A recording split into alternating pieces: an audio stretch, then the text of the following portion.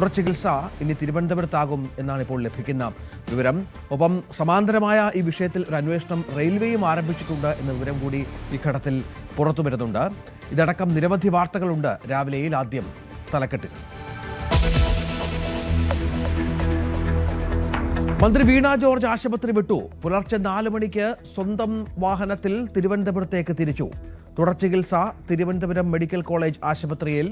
Railway സ്റ്റേഷനിലെ കൂടുതൽ ദൃശ്യങ്ങൾ RPF-നോട് ആവശ്യപ്പെട്ട് അന്വേഷണ സംഘം. സമാന്തര അന്വേഷണം ആരംഭിച്ച് റെയിൽവേയും.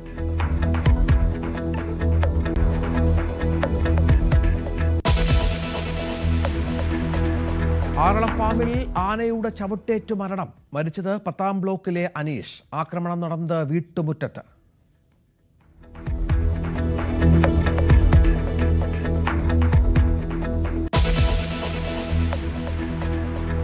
കൊല്ലം മുണ്ടയ്ക്കലിൽ യുവാവിന് കുത്തേറ്റു. അതിക്രമം ക്ഷേത്രോത്സവത്തിനിടെ. ശംഭുവിന് കുത്തേറ്റത് മുണ്ടയ്ക്കൽ തുമ്പറ ക്ഷേത്രത്തിലെ ഉത്സവത്തിനിടെ.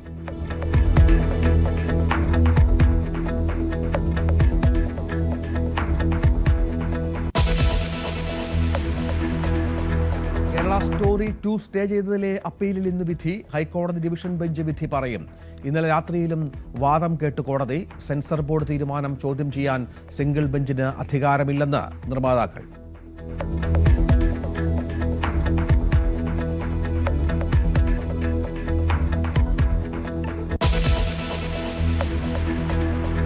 CPM PB യോഗം ഇന്ന് ഡൽഹിയിൽ. പിണറായി വിജയൻ മത്സരിക്കുന്നതിൽ തീരുമാനമാകും. വിജയരാഘവന്റെ കാര്യത്തിലും തീരുമാനമുണ്ടാകും. ജില്ലകളിൽ നിന്ന് കിട്ടിയ സ്ഥാനാർത്ഥി പട്ടിക നാളെ സംസ്ഥാന സെക്രട്ടേറിയറ്റ് പരിശോധിക്കും. KK ശൈലജ അടക്കമുള്ളവരുടെ കാര്യത്തിലും തീരുമാനമെടുക്കും.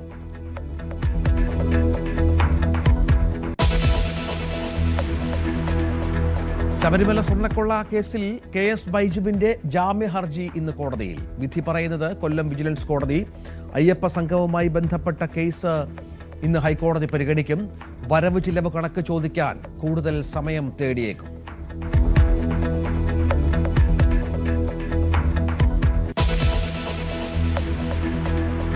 അഫ്ഗാനിസ്ഥാനിൽ പാകിസ്ഥാന്റെ ആക്രമണം.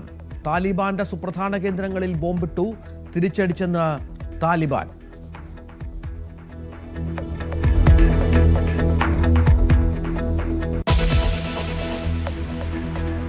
T20 ലോകകപ്പിൽ പ്രതീക്ഷ നിലനിർത്തി ഇന്ത്യ.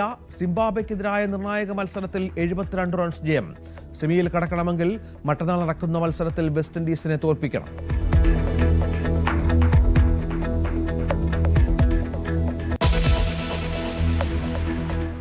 കഴിഞ്ഞ ദിവസമാണ് വീണ ജോർജിനെതിരെ KSUവിന്റെ വലിയ പ്രതിഷേധമുണ്ടായത്. തുടർന്ന് മന്ത്രി ആശുപത്രിയിൽ അഡ്മിറ്റ് ആവുകയും 2 ദിവസമായി പരിയാരം മെഡിക്കൽ കോളേജിൽ അവർ ചികിത്സയിലുമായിരുന്നു. ഇന്നിപ്പോൾ രാവിലെ പുറത്തുവിടുന്ന പ്രധാനപ്പെട്ട വാർത്ത മന്ത്രി വീണ ജോർജ് ആശുപത്രി വിട്ടു എന്നുള്ളതാണ്. പുലർച്ചെ 4 മണിയോടുകൂടിയാണ് ആശുപത്രി വിട്ടത്. ഇന്നലെ രാത്രി ചേർന്ന മെഡിക്കൽ ബോർഡ് യോഗത്തിൽ മന്ത്രിയെ ഡിസ്ചാർജ് ചെയ്യാനുള്ള തീരുമാനം എടുത്തിരുന്നു എന്നാണ് ലഭ്യമാകുന്ന വിവരം. കൂടുതൽ ചികിത്സകളുടെ ആവശ്യമില്ല എന്നുള്ള അത്തരത്തിലുള്ള പ്രശ്നങ്ങളൊന്നുമില്ല എന്ന വിലയിരുത്തലുണ്ടായിരുന്നു. പൊട്ടലോ മറ്റെന്തെങ്കിലും പ്രശ്നങ്ങളോ അവർക്കുണ്ടായിരുന്നില്ല. പുലർച്ചെ 4 മണിയോടെ എന്തായാലും മന്ത്രി ആശുപത്രി വിട്ടു. സ്വന്തം വാഹനത്തിൽ തിരുവനന്തപുരത്തേക്ക് തിരിച്ചു എന്നാണ് ഇപ്പോൾ വിവരങ്ങൾ പുറത്തു വരുന്നത്. തുടർ ചികിത്സ തിരുവനന്തപുരം മെഡിക്കൽ കോളേജിലായിരിക്കും എന്നും പുറത്തു വരുന്നുണ്ട്. ഇതിനിടെ അന്വേഷണം ഇതുമായി ബന്ധപ്പെട്ട് പുരോഗമിക്കുകയാണ്. ഇതുവരെ വീണ ജോർജ് ആക്രമിക്കപ്പെടുന്ന ദൃശ്യങ്ങളൊന്നും ലഭ്യമായിട്ടില്ല എന്ന് തന്നെയാണ് വിവരം. ഏതെങ്കിലും തരത്തിലുള്ള ഒടിവോ ചതവോ മറ്റു കാര്യങ്ങളെ സംബന്ധിച്ച റിപ്പോർട്ടുകളും ഇതുവരെ ആശുപത്രി അധികൃതർ പുറത്തുവിട്ടിട്ടില്ല. റെയിൽവേ സ്റ്റേഷനിലെ ക്യാമറ ദൃശ്യങ്ങളാണിപ്പോൾ അന്വേഷണ സംഘം തേടുന്നത്. RPF-നോട് ഇക്കാര്യം ആവശ്യപ്പെട്ട പശ്ചാത്തലം കൂടിയുണ്ട്. അതേസമയം മന്ത്രിയുടെ മൊഴിയെടുക്കാൻ തീരുമാനിച്ചിട്ടുണ്ട്. ഇന്ന് വീണ്ടും അനുമതി തേടും അന്വേഷണ സംഘം എന്നാണ് ഇപ്പോൾ വിവരങ്ങൾ ലഭ്യമാകുന്നത്. ഏതായാലും RPF-ഉം റെയിൽവേ പ്രൊട്ടക്ഷൻ ഫോഴ്സും ഇതുമായി ബന്ധപ്പെട്ട അന്വേഷണം ആരംഭിച്ചിട്ടുണ്ട്. കാരണം നമുക്കറിയാം കണ്ണൂർ റെയിൽവേ സ്റ്റേഷനിലാണ് ഈ സംഭവം നടന്നത്. റെയിൽവേയുടെ അധികാര പരിധിയിലുള്ള സ്ഥലമാണ്. അവിടെ ഇങ്ങനെയൊരു സംഭവം നടന്നാൽ അതുമായി ബന്ധപ്പെട്ട റിപ്പോർട്ട് റെയിൽവേയും തേടേണ്ടി വരും. സ്വാഭാവികമായും അത്തരമൊരു അന്വേഷണം നടക്കുന്നുണ്ട് എന്നാണ് നമുക്ക് ലഭിക്കുന്ന വിവരം. സുമേഷ് മോറാഴിയും VV വിനോദും വിവരങ്ങളുമായി ചേരും. ആദ്യം സുമേഷിലേക്ക്. സുമേഷ്, ഇന്നലെ രാത്രി ഒരു മെഡിക്കൽ ബോർഡ് യോഗം ചേർന്നിരുന്നു. അതിൽ മന്ത്രിയെ ഇന്ന് രാവിലെ ഡിസ്ചാർജ് ചെയ്യാനുള്ള തീരുമാനമെടുക്കുകയായിരുന്നു അല്ലേ? രഞ്ജിത്ത്, തീർച്ചയായും ഇന്നലെ രാത്രി 10 മണിക്ക് ചേർന്ന മെഡിക്കൽ ബോർഡ് യോഗമാണ് ഇത്തരമൊരു തീരുമാനമെടുത്തത്. അതായത് ഇത് തുടർ ചികിത്സ ഇതിനാവശ്യമുണ്ട്, അതുകൊണ്ട് തന്നെ തിരുവനന്തപുരത്തേക്ക് മാറ്റുക എന്നുള്ളതാണ് മന്ത്രിയുടെ ആവശ്യം. അതെന്നാൽ ഇത് നേരത്തെ തന്നെ ഈ ബന്ധുക്കളും അതുപോലെ തന്നെ ഈ മന്ത്രിയും ഈ ആവശ്യം മെഡിക്കൽ ബോർഡിനോട് ആവശ്യപ്പെട്ടിരുന്നു. ഇന്നലെ രാവിലെ ഇത്തരം ഒരു ആവശ്യം ഉന്നയിച്ചപ്പോൾ മെഡിക്കൽ ബോർഡ് അത്തരം ഒരു മാറ്റുന്നതുമായി ബന്ധപ്പെട്ടുള്ള പ്രയാസങ്ങൾ മന്ത്രിയെ അറിയിക്കുകയും ചെയ്തിരുന്നു. പിന്നീടും ഇത്തരം ആവശ്യം മന്ത്രി അതുപോലെ തന്നെ ബന്ധുക്കളും ആവശ്യപ്പെട്ടതിന് പ്രകാരമാണ് ഇന്നലെ രാത്രി 10 മണിയോടുകൂടി ഇത്തരം രാത്രി 10 മണിയോടുകൂടി ഒരു ഓൺലൈനായി ഈ മെഡിക്കൽ ബോർഡ് യോഗം ചേരുകയും ഈ ആവശ്യം പരിഗണിക്കുകയും ചെയ്തത്. അതായത് മന്ത്രി പറഞ്ഞത് ഇപ്പോൾ ഈ മറ്റ് പ്രയാസങ്ങൾ നിലവിലില്ല, അതായത് സ്വന്തം കാര്യങ്ങൾ ചെയ്യുന്നതിൽ മറ്റ് പ്രയാസങ്ങളില്ല, അതുകൊണ്ട് തന്നെ ഈ ചികിത്സ എനിക്ക് ഇവിടെ തുടരുന്നതിൽ പ്രയാസമുണ്ട്, അതുകൊണ്ട് തന്നെ മറ്റ് ആശുപത്രി അതായത് സ്വന്തം പ്രദേശം അല്ലെങ്കിൽ തിരുവനന്തപുരം മെഡിക്കൽ കോളേജിലൊക്കെ മാറ്റണം എന്നാണ് മന്ത്രി ആവശ്യപ്പെട്ടത്. ഈ ആവശ്യപ്രകാരമാണ് ഇത്തരം ഒരു തീരുമാനത്തിലേക്ക് മെഡിക്കൽ ബോർഡ് എത്തുകയും ചെയ്തത്. അങ്ങനെയാണ് ഇന്ന് 4 മണിയോടെ ഇന്ന് പുലർച്ചെ 4 മണിയോടെ ഈ സ്വന്തം വാഹനത്തിൽ ഈ റോഡ് മാർഗം മന്ത്രിയെ തിരുവനന്തപുരത്തേക്ക് മാറ്റുന്ന രീതിയിലേക്ക് വന്നത്. ഏതായാലും ഇന്നലെ ഈ കഴുത്ത് വേദന കുറഞ്ഞു, അതായത് മറ്റു പ്രയാസങ്ങളില്ല, ഈ കൈകളിലെ മരവ് ഇതൊക്കെയായിരുന്നു ഈ മന്ത്രിയുടെ പ്രധാന പ്രശ്നമായി മെഡിക്കൽ ബോർഡ് കണ്ടെത്തിയത്. അതുകൊണ്ട് തന്നെ ഇത്ര കഴുത്ത് വേദനയും മറ്റു പ്രയാസങ്ങളൊക്കെ കുറഞ്ഞു എന്നുള്ളത് ആവർത്തിച്ചുള്ള ഈ മന്ത്രിയുടെ ആവശ്യപ്രകാരമാണ് ഇത്തരമൊരു മാറ്റത്തിലേക്ക് ഈ മെഡിക്കൽ ബോർഡ് എത്തിച്ചേർന്നത്. ഏതായാലും ഇന്ന് 4 മണിയോടുകൂടി മന്ത്രി ഈ റോഡ് മാർഗം തിരുവനന്തപുരത്തേക്ക് തിരിച്ചിട്ടുണ്ട്. സുമേഷ് മൊറാഴ വിവരങ്ങൾ പങ്കുവെക്കുന്നുണ്ട്. വി വിനോദ് കൂടി തുടരുന്നുണ്ട്. വിനോദ്, ഇപ്പോൾ അന്വേഷണം അത് 2 തലങ്ങളിൽ നടക്കുന്നുണ്ട് എന്നാണ് മനസ്സിലാകുന്നത്. അതിലൊന്ന് ഈ പ്രത്യേക സംഘം അന്വേഷിക്കുന്നുണ്ട്, അവർ തെളിവുകൾ ശേഖരിക്കുന്നുണ്ട്. ഇതുവരെ കാര്യമായ ആക്രമണത്തിൻ്റെ തെളിവുകൾ ഇവരെ കൈയേറ്റം ചെയ്ത തെളിവുകൾ ലഭിച്ചിട്ടില്ല എന്ന് തന്നെയാണ് വിവരം. ഒപ്പം RPF-ന്റെ അന്വേഷണം, സമാന്തരമായ അന്വേഷണമുണ്ട്. സ്വാഭാവികമാണ്, റെയിൽവേയുടെ അധികാര പരിധിയിൽ നടന്ന സംഭവമാണ്. അവരും CCTV ദൃശ്യങ്ങൾ ശേഖരിക്കും, ഈ ഉദ്യോഗസ്ഥരുടെയൊക്കെ മൊഴിയെടുക്കും, ഗൺമാൻ്റെ അടക്കം മൊഴിയെടുക്കാൻ നീങ്ങുന്നു എന്നുള്ള വിവരം ലഭ്യമാകുന്നുണ്ട്. 6 അംഗ സംഘമാണ് അന്വേഷിക്കുന്നത് എന്ന് മനസ്സിലാകുന്നു. ഇതിൻ്റെ എന്തെങ്കിലും തെളിവുകൾ ഈ മന്ത്രിയെ ആക്രമിച്ചതുമായി ബന്ധപ്പെട്ട് ലഭ്യമായിട്ടുണ്ടോ? രഞ്ജിത്ത്, ഇതുവരെ മന്ത്രിയെ ആക്രമിച്ചതുമായി ബന്ധപ്പെട്ട് ഏതെങ്കിലും തരത്തിലുള്ള ദൃശ്യങ്ങൾ ലഭിച്ചിട്ടില്ല. പുറത്തു വന്ന ഈ സോഷ്യൽ മീഡിയയിൽ പ്രചരിച്ച അല്ലെങ്കിൽ ഈ സമരക്കാർ പകർത്തിയതും അവിടെ ഉണ്ടായിരുന്ന ആൾക്കാർ പകർത്തിയതുമായ ദൃശ്യങ്ങളുണ്ട്. ആ ദൃശ്യങ്ങളിലൊന്നും തന്നെ സമരക്കാർ മന്ത്രിയുടെ അടുത്തേക്ക് പോകുന്ന ദൃശ്യങ്ങളില്ല, മന്ത്രിയെ ആക്രമിക്കുന്ന തരത്തിലുള്ള ദൃശ്യങ്ങളില്ല. ഇനി RPF-ന്റെ പരിശോധന തുടരേണ്ടതുണ്ട്. അത് റെയിൽവേ സ്റ്റേഷനിലെ CCTV ദൃശ്യങ്ങൾ കേന്ദ്രീകരിച്ചാണ് ആ പരിശോധന നടക്കേണ്ടത്. മന്ത്രി ഇപ്പോൾ ആശുപത്രി വിട്ടു. കഴിഞ്ഞ ദിവസവും ME ഗോവിന്ദൻ പറഞ്ഞത് ഇത് കൃത്യമായി മന്ത്രിയെ വധിക്കുമെന്ന് ആദ്യം തന്നെ സൂചന നൽകിയിരുന്നു, റീത്ത് വെച്ചിരുന്നു. അതിന് പിന്നാലെയാണ് ഈ ആക്രമണം നടന്നത് എന്ന കാര്യമാണ്. എന്നാൽ UDF കേന്ദ്രങ്ങൾ, പ്രത്യേകിച്ച് കോൺഗ്രസ് നേതാക്കളെല്ലാം തന്നെ ഇതിനെതിരെയുള്ള നിലപാടെടുത്തു. മാത്രമല്ല K സുധാകരനും രമേശ് ചെന്നിത്തല അടക്കമുള്ള നേതാക്കൾ പറഞ്ഞത് മന്ത്രി ഏറ്റവും നല്ല അഭിനേത്രി എന്ന നിലയ്ക്കാണ്. ചില ദൃശ്യങ്ങൾ കൂടി ഇങ്ങനെ UDF ഹാൻഡിലുകൾ പുറത്തുവിടുന്നുണ്ട്. അത് ഈ പ്രചരണ സമയത്ത് കഴിഞ്ഞ തിരഞ്ഞെടുപ്പ് സമയത്ത് മന്ത്രി കഴുത്തിൽ ഈ കോളർ വെച്ചിട്ട് പ്രചരണം നടത്തുന്ന ചില ദൃശ്യങ്ങളാണ്. അതായത് മന്ത്രിക്ക് നേരത്തെ തന്നെ കഴുത്തിന് ചില പ്രശ്നങ്ങളുണ്ടായിരുന്നു. ഈ ബഹളത്തിനിടയിൽ അവർക്കത് വീണ്ടും ഉണ്ടായി. അത് സ്വാഭാവികമാണ്. ഇങ്ങനെ ഈ ഉന്തും തള്ളും ഉണ്ടാകുമ്പോൾ അവരെ രക്ഷിക്കാൻ പോലീസുകാർ ശ്രമിക്കുന്നുണ്ട്. ഈ സമയത്ത് വീണ്ടും ഒരുപക്ഷെ മന്ത്രി പെട്ടെന്ന് അസ്വാഭാവികമായൊക്കെ നീങ്ങുമ്പോൾ അവർക്ക് ആ പഴയ പരിക്ക് വീണ്ടും വരാനുള്ള സാധ്യതയുണ്ട്. ആ കഴുത്തിനുള്ള പ്രശ്നം അവർക്കുണ്ടാകാനുള്ള സാധ്യതയുണ്ട്. ഇങ്ങനെയൊക്കെയുള്ള ദൃശ്യങ്ങൾ പ്രചരിക്കുന്നുണ്ട്. സോഷ്യൽ മീഡിയയിലുള്ള യുദ്ധമാണ് വളരെ പ്രധാനമായി നടക്കുന്നത്. നിയമസഭാ സമ്മേളനം കഴിഞ്ഞെങ്കിലും നിയമസഭയ്ക്ക് പുറത്ത് ഇത് വലിയ രാഷ്ട്രീയ വിഷയമായി മാറിയിട്ടുണ്ട്. ശബരിമല സ്വർണ്ണക്കൊള്ള അടക്കമുള്ള വിഷയങ്ങൾ ഉന്നയിച്ച് LDF-നെതിരെ വലിയ പ്രതിഷേധവുമായി UDF മുന്നോട്ട് പോകുമ്പോഴാണ് ഇത്തരമൊരു വിഷയം വരുന്നത്. പ്രതിപക്ഷ നേതാവിൻ്റെ യാത്ര തുടരുകയാണ്. പ്രതിപക്ഷ നേതാവിൻ്റെ യാത്രയിൽ നഖശിഖാന്തം അദ്ദേഹം പറയുന്നത്, എതിർക്കുന്നത് അല്ലെങ്കിൽ ആ തരത്തിൽ ആരോപിക്കുന്നത് സർക്കാർ സ്വർണ്ണക്കൊള്ളയ്ക്ക് കൂട്ടുനിന്നു എന്നതടക്കമുള്ള കാര്യങ്ങളാണ്. ഇത്തരം കാര്യങ്ങളെ മറികടന്നുകൊണ്ട് പുതിയൊരു വിവാദം സൃഷ്ടിക്കപ്പെടുകയായിരുന്നു. കേസിൻ്റെ സമരരീതി ശരിയാണോ എന്ന തരത്തിലുള്ള ചോദ്യങ്ങൾ ഒരു വശത്തുനിന്ന് ഉയർന്നു വന്നു. സാധാരണ നിലയിൽ കരിങ്കൊടി പ്രതിഷേധമുണ്ടാകുന്നത് ഈ വാഹനത്തിൽ പോകുന്ന ആളുകൾക്ക് നേരെയോ അല്ലെങ്കിൽ പൊതുവേദിയിൽ സംസാരിക്കുന്ന ആളുകൾക്ക് നേരെയോ ആണ്. അല്ലാതെ ഇങ്ങനെ നടന്നു പോകുന്ന ആളുകൾക്ക് നേരെ സാധാരണ രീതിയിൽ കരിങ്കൊടി പ്രതിഷേധം ഉണ്ടാകാറില്ല. മുഖ്യമന്ത്രിക്കെതിരെ വിമാനത്തിനുള്ളിൽ ഈ തരത്തിൽ പ്രതിഷേധിച്ചിരുന്നു. അതിനുശേഷമാണ് ഇങ്ങനെ മന്ത്രി നടന്നു പോകുമ്പോൾ അവർക്ക് അടുത്തേക്കെത്തിയുള്ള ഒരു പ്രതിഷേധം. ആ പ്രതിഷേധ രീതിയോട് വലിയ വിമർശനമുണ്ട്. എന്നാൽ മന്ത്രിയെ പ്രതിഷേധക്കാർ ആക്രമിച്ചിട്ടില്ല. അങ്ങനെ ആക്രമിക്കുന്ന ഏതെങ്കിലും തരത്തിലുള്ള ദൃശ്യം ഇതുവരെ പുറത്തു വന്നിട്ടില്ല. ഒരു മന്ത്രിയുടെ ഗൺമാൻ ധരിച്ചിരുന്ന വസ്ത്രവും ഷർട്ടും അതോടൊപ്പം തന്നെ KSU പ്രവർത്തകരിൽ ഒരാൾ ധരിച്ചിരുന്ന ഷർട്ടും ഒരേ നിറത്തിലുള്ളതാണ്. ഈ KSU പ്രവർത്തകനെ മന്ത്രിയുടെ അടുത്തെത്തുന്നതിന് മുൻപ് തന്നെ പോലീസ് പിടിച്ചു മാറ്റുന്ന ദൃശ്യങ്ങൾ പുറത്തു വന്നിരുന്നു. മന്ത്രിയുടെ തൊട്ടടുത്ത് നിൽക്കുന്ന ആൾ ഗൺമാനാണ്. ഇതേ നിറത്തിലുള്ള ഷർട്ടാണ് അദ്ദേഹം ധരിച്ചിരുന്നത്. അദ്ദേഹത്തിൻ്റെ കൈ മന്ത്രിക്ക് അടുത്തേക്കും പോകുന്നുണ്ട്. അതുകൊണ്ട് തന്നെ മന്ത്രിയുടെ കഴുത്തിൽ തട്ടിയത് ഗൺമാൻ്റെ കൈയാകാം എന്ന തരത്തിലുള്ള നിഗമനം. അങ്ങനെയുള്ള കാര്യങ്ങൾ പറഞ്ഞുകൊണ്ട് UDF കേന്ദ്രങ്ങൾ അത്തരത്തിലുള്ള ദൃശ്യങ്ങൾ പ്രചരിപ്പിക്കുന്നുണ്ട്. എന്നാൽ ME ഗോവിന്ദൻ അടക്കമുള്ള ആളുകൾ പറയുന്നത് ഇത് ആക്രമണം നടന്നു, മന്ത്രി ആക്രമിച്ചു, ആ ആൾക്കൂട്ടത്തിനിടയിലേക്ക് KSU പ്രവർത്തകർ കടന്നു കയറി മന്ത്രിയെ ഉപദ്രവിച്ചു എന്ന നിലയിൽ തന്നെയാണ് രഞ്ജിത്ത്. അതാണ് സാഹചര്യം. ഏതായാലും അന്വേഷണം പല തലങ്ങളിൽ പുരോഗമിക്കുന്നുണ്ട് എന്നുള്ളതാണ് ഏറ്റവും പ്രധാനപ്പെട്ട കാര്യം. മറ്റു ചില വിവരങ്ങളൊക്കെ ഇതുമായി ബന്ധപ്പെട്ട് പുറത്തു വരുന്നതിലൊന്ന്, ഈ മുറിവ് ആയുധമോ, ചെറിയൊരു മുറിവ് അവരുടെ കയ്യിലുണ്ടായിരുന്നു. ആയുധമോ അല്ലെങ്കിൽ എന്തെങ്കിലും സംഗതിയോ വെച്ച് ഉണ്ടായതാണോ എന്ന കാര്യത്തിലുള്ള മൊഴിയെടുപ്പ്, മന്ത്രിയെ പരിക്കേറ്റ സംഭവത്തിൽ ചികിത്സിച്ച ഡോക്ടറുടെ മൊഴി റെയിൽവേ പോലീസ് രേഖപ്പെടുത്തിയെന്ന വിവരം കൂടി പുറത്തു വരുന്നുണ്ട്. റെയിൽവേ CI സുധീർ മനോഹറിന്റെ നേതൃത്വത്തിലുള്ള സംഘമാണ് മൊഴിയെടുത്തത്. മന്ത്രിക്ക് പറ്റിയ മുറിവ് ആയുധമോ മറ്റെന്തെങ്കിലും കൊണ്ടുണ്ടായതാണോ എന്നാണ് ചോദിച്ചത്. പരാതി നൽകിയ മന്ത്രിയുടെ ഗൺമാൻ അഭിലാഷിന്റെ മൊഴിയും റെയിൽവേ പോലീസ് രേഖപ്പെടുത്തിയിട്ടുണ്ട്. ഒപ്പം റെയിൽവേ സ്റ്റേഷനിലെ CCTV ദൃശ്യങ്ങളും പരിശോധിക്കുന്നുണ്ട്. 55 CCTV ദൃശ്യങ്ങൾ, ക്യാമറകൾ അവിടെയുണ്ട്. ഇതിൽ ദൃശ്യങ്ങളിലൊന്നും, ഈ ഒരു ക്യാമറയിൽ പോലും മന്ത്രിയെ കയ്യേറ്റ ദൃശ്യങ്ങൾ ലഭിച്ചിട്ടില്ല എന്നാണ് ഇപ്പോൾ നമുക്ക് ലഭിക്കുന്ന വിവരം. ഉന്നതതല സംഘത്തെ നിയോഗിച്ച് കൂടുതൽ ഊർജിതമായ അന്വേഷണം നടത്താൻ തന്നെയാണ് റെയിൽവേ IG-യുടെ നേതൃത്വത്തിൽ ഇന്നലെ ചേർന്ന യോഗത്തിൽ തീരുമാനിച്ചിരിക്കുന്നത് എന്നുള്ളതാണ്. ഏതായാലും പരിക്ക്, ചെറിയ കഴുത്തിലെ കശേരുക്കളിലെ ഡിസ്കുകളിൽ 2 ഇടങ്ങളിൽ അവർക്ക് ചതവുണ്ട്, കടുത്ത വേദന അനുഭവപ്പെടുന്നുണ്ട് എന്ന് പറയുന്നുണ്ട്. ഇതെങ്ങനെ സംഭവിച്ചു എന്ന് കണ്ടെത്തേണ്ടത് പോലീസിൻ്റെ ഉത്തരവാദിത്തമാണ്. അതുമായി ബന്ധപ്പെട്ട അന്വേഷണമാണ് ഇപ്പോൾ പുരോഗമിക്കുന്നത് എന്നാണ് മനസ്സിലാക്കുന്നത്. സുമേഷ് മോറാഴയും VV വിനോദുമാണ് വിവരങ്ങൾ പങ്കുവച്ചത്. മറ്റു വാർത്ത, ആറള ഫാമിൽ യുവാവിനെ ആന ചവിട്ടിക്കൊന്നു. 10ാം ബ്ലോക്കിലെ അനീഷാണ് കൊല്ലപ്പെട്ടത്. പുലർച്ചെ 4 മണിയോടെയാണ് സംഭവം. വീട്ടുമുറ്റത്ത് നിൽക്കുകയായിരുന്ന അനീഷിന് നേരെ കാട്ടാന പാഞ്ഞെടുക്കുകയായിരുന്നു. മൃതദേഹം പരിയാരം മെഡിക്കൽ കോളേജിലേക്ക് മാറ്റി.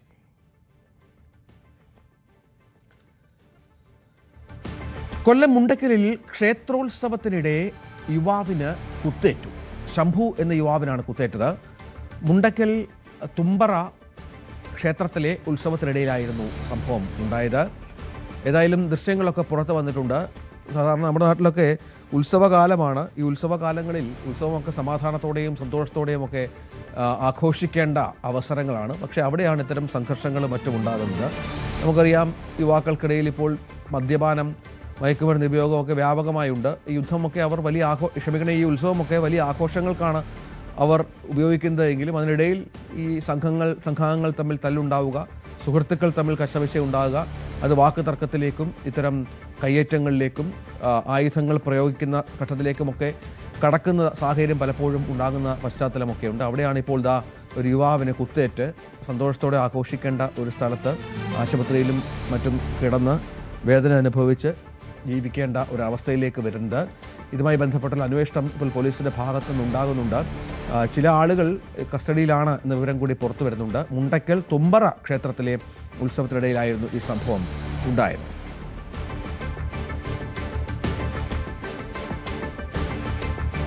ദൃശ്യങ്ങളാണ് ഇപ്പോൾ പ്രേക്ഷകർ കാണുന്നത്. ദൃശ്യങ്ങൾ പുറത്തു വന്നിട്ടുണ്ട്. യുവാവിൻ്റെ ചിത്രവും പുറത്തു വന്നിട്ടുണ്ട്. വിനീഷ് വിവരങ്ങളുമായി ചേരും. വിനീഷ്, എന്താണ് സംഭവിച്ചത്? രഞ്ജിത്ത്, കഴിഞ്ഞ ദിവസമാണ് ഈ ഒരു സംഭവം ഉണ്ടായത്. കൊല്ലം തുമ്പറ ക്ഷേത്രത്തിലാണ് ഉത്സവം നടക്കുകയാണ്. അപ്പോൾ ഇതിനിടയിൽ ഉണ്ടായ ഒരു സംഘർഷമാണ്. 2 യുവാക്കൾ മദ്യലഹരിയിലായിരുന്നു എന്നാണ് പറയുന്നത്. ഇവർ തമ്മിലുണ്ടായ ഒരു വാക്കുതർക്കം പിന്നീട് സംഘർഷത്തിലേക്ക് കലാശിക്കുകയായിരുന്നു. ഉദയമാർത്താണ്ഡപുരം സ്വദേശി സന്ദീപാണ് ശംഭു എന്ന യുവാവിനെ കുത്തിയത്. 42 വയസ്സാണ് ശംഭു എന്ന യുവാവിന്. കയ്യിൽ കരുതിയിരുന്ന ആ മാരകായുധം ഉപയോഗിച്ച് കുത്തി പരിക്കേൽപ്പിക്കുകയായിരുന്നു. നമുക്ക് ദൃശ്യങ്ങളിൽ തന്നെ കാണാം. അവശനായ ശംഭുവിനെ, കുത്തേറ്റ ശംഭുവിനെ നാട്ടുകാർ ചേർന്ന് ആശുപത്രിയിലേക്ക് എടുത്തുകൊണ്ട് പോകുന്ന ഒരു ദൃശ്യമാണ് കാണുന്നത്. അത് ഉത്സവപ്പറമ്പിൽ ഉള്ള ദൃശ്യം തന്നെയാണ്. തുടർന്നാണ് ആംബുലൻസിൽ കൊണ്ടുപോയത്. ഇവർ തമ്മിൽ വ്യക്തിവിരോധം മറ്റും ഉണ്ടോ എന്നുള്ളതടക്കം പോലീസ് അന്വേഷിക്കുന്നുണ്ട്. എന്തായാലും ഈ സന്ദീപിനെ കൈയോടെ പിടികൂടാൻ സാധിച്ചു എന്നുള്ളതാണ് പോലീസിന്റെ പ്രാഥമികമായിട്ടുള്ള വിവരം. ഇരുവരും മദ്യലഹരിയിലായിരുന്നു. മദ്യലഹരിയിൽ ഉണ്ടായ ഒരു തർക്കമാണ് ഈ ഒരു അക്രമത്തിലേക്ക് കലാശിച്ചതെന്നാണ്. ഇനിയിപ്പോൾ ശംഭുവിന്റെ മൊഴി രേഖപ്പെടുത്തുന്നതായിട്ടുണ്ട്. ശംഭുവിനെ ജില്ലാ ആശുപത്രിയിലാണ് പ്രവേശിപ്പിച്ചിരിക്കുന്നത്. പരിക്ക് ഗുരുതരമാണ്. ചികിത്സയിൽ തുടരുന്ന സാഹചര്യമുണ്ട്. അപ്പോൾ സന്ദീപിനെ സംഭവ സ്ഥലത്ത് നിന്ന് തന്നെ പോലീസിന് കസ്റ്റഡിയിൽ എടുക്കാനും സാധിച്ചിട്ടുണ്ട്. ശംഭു എന്ന യുവാവിനാണ് കുത്തേറ്റത് എന്നാണ് ഇപ്പോൾ മനസ്സിലാകുന്നത്. ഇയാൾ ഇപ്പോൾ ആശുപത്രിയിൽ ചികിത്സയിലാണ്. ചില ആളുകൾ ഇതുമായി ബന്ധപ്പെട്ട് പിടിയിലായിട്ടുണ്ട് എന്നും വിനീഷ് കൊട്ടാരക്കരയിൽ നിന്നും റിപ്പോർട്ട് ചെയ്തു. ശബരിമല സ്വർണ്ണക്കൊള്ള കേസിൽ റിമാൻഡിൽ കഴിയുന്ന തിരുവാഭരണ മുൻ കമ്മീഷണർ KS ബൈജുവിന്റെ ജാമ്യഹർജിയിൽ വിധി ഇന്ന്. കൊല്ലം വിജിലൻസ് കോടതിയാണ് ജാമ്യഹർജിയിൽ വിധി പറയുന്നത്. വിനീഷ് തുടരുന്നുണ്ട്. വിനീഷ്, നേരത്തെ ഉള്ള കേസിൽ ഇയാൾക്ക് ജാമ്യം കിട്ടിയിട്ടുണ്ട്. രണ്ടാമത്തെ കേസിൽ കൂടി ജാമ്യം കിട്ടിയാൽ ഇയാൾക്ക് പുറത്തിറങ്ങാം. സ്വാഭാവിക ജാമ്യത്തിലേക്ക് കാര്യങ്ങൾ എത്തുമെന്ന് പ്രതീക്ഷിക്കാം. നമുക്ക് അറിയാം, നേരത്തെയും നിരവധി ആളുകൾക്ക് സ്വാഭാവിക ജാമ്യം ലഭിച്ചു പുറത്തിറങ്ങിയിട്ടുണ്ട്. അതുതന്നെ ഇവിടെ സംഭവിച്ചേക്കാം അല്ലേ? തീർച്ചയായും ഇത് അത് തന്നെയാണ്. നമുക്കറിയാം, ആറ് പേരാണ് നിലവിലിപ്പോൾ ഈ കേസിൽ പുറത്തിറങ്ങിയിരിക്കുന്നത്. ഇതിൽ 4 പേർക്ക് സ്വാഭാവിക ജാമ്യം ലഭിച്ചു. മറ്റുള്ളവർക്ക് തെളിവുകളുടെ അഭാവത്തിലാണ് കോടതി ജാമ്യം ലഭ്യമാക്കിയത്. നിലവിൽ കട്ടളപ്പാൽ കേസിൽ ബൈജുവിന് നേരത്തെ ജാമ്യം ലഭ്യമായിരുന്നു. ഇന്നിപ്പോൾ ദ്വാരപാലക ശില്പ കേസിൽ കൂടിയാണ് സ്വാഭാവിക ജാമ്യം കിട്ടേണ്ടത്. അത് ഇന്ന് സ്വാഭാവിക ജാമ്യം കിട്ടും എന്നുള്ളതാണ് നമുക്ക് പറയാനുള്ളത്. അപ്പം ഇതുമായി ബന്ധപ്പെട്ട് മറ്റൊരു പ്രതി കൂടിയുണ്ട്. കേസ് അത് പത്മകുമാറാണ്. പത്മകുമാറിനും നിലവിൽ സമാനമായ സ്ഥിതി തന്നെയാണ്. ഈ കട്ടളപ്പാല കേസിൽ ജാമ്യം ലഭ്യമായി. ദ്വാരപാലക ശില്പ കേസിൽ ഈ ആഴ്ച പൂർത്തിയാകും. അത് 90 ദിവസം പൂർത്തിയാകുമ്പോഴാണല്ലോ സ്വാഭാവിക ജാമ്യം കിട്ടുക. അപ്പൊ പത്മകുമാറിനും സ്വാഭാവിക ജാമ്യം ഈ ആഴ്ചയിൽ തന്നെ ലഭ്യമാകും എന്നുള്ളതാണ്. എന്തായാലും ഈ KS ബൈജുവിന്റെ ജാമ്യാപേക്ഷയിലുള്ള വാദം കഴിഞ്ഞ ദിവസം പൂർത്തിയായിരുന്നു. അപ്പം ഡോക്ടർ മോഹിത് ജഡ്ജിയാണ് ഇന്ന് വിധി പറയാനായി മാറ്റിയത്. ഏകദേശം 11 മണിയോടുകൂടി ഈ കേസിൽ ജാമ്യം ലഭ്യമാകും. ബൈജുവിനും KS ബൈജുവിനും ഇന്ന് പുറത്തിറങ്ങാം. ഒരുപക്ഷെ ഈ രണ്ടാമത്തെ കേസിൽ കൂടി, കട്ടളപ്പാളി കേസിൽ കൂടി ജാമ്യം ലഭിക്കുന്നതോടെ തിരുവാഭരണം മുൻ കമ്മീഷണർ KS ബൈജുവും ഇന്ന് പുറത്തിറങ്ങും. അതോടെ ഈ കേസുകളിൽ, ശബരിമല സ്വർണ്ണക്കൊള്ള കേസുകളിൽ പുറത്തിറങ്ങുന്ന 7ാമത്തെ പ്രതിയായി KS ബൈജു മാറുകയും ചെയ്യും. മറ്റു ചില വാർത്തകളിലേക്ക് പോകണം. മെഡിക്കൽ കോളേജുകളിലെ സമരം തുടരാൻ സർക്കാർ ഡോക്ടർമാർ OP ബഹിഷ്കരണവും അടിയന്തരമല്ലാത്ത ശസ്ത്രക്രിയാ ബഹിഷ്കരണവും നിരാഹാര സമരവും ഉൾപ്പെടെ തുടരാനാണ് KGMCTAയുടെ തീരുമാനം. സമരത്തിന്റെ ഭാഗമായി ഇന്ന് സംസ്ഥാനത്തെ എല്ലാ മെഡിക്കൽ കോളേജുകളിലും പ്രതിഷേധ യോഗങ്ങൾ സംഘടിപ്പിക്കും. നിലവിൽ സംഘടന നടത്തുന്ന നിരാഹാര സമരം 32ാം ദിവസത്തിലേക്കാണ് കടന്നിരിക്കുന്നത്.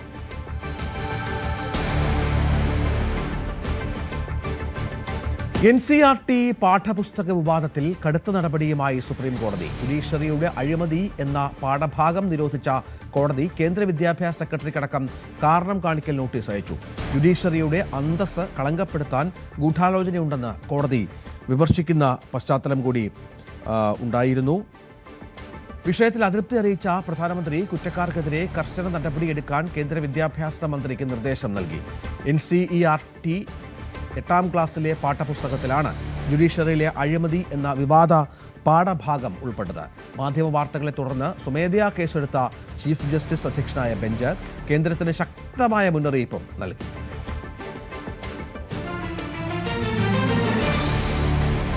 കേരള സ്റ്റോറി 2വിന്റെ റിലീസ് ഇന്നലെയാണ് ഹൈക്കോടതിയുടെ സിംഗിൾ ബെഞ്ച് വിലക്കിയത്. തുടർന്ന് നിർമ്മാതാക്കൾ ഡിവിഷൻ ബെഞ്ചിലേക്ക് പോയിരുന്നു. ഇന്ന് ഈ സിനിമ റിലീസാവേണ്ട ദിവസമായിരുന്നു.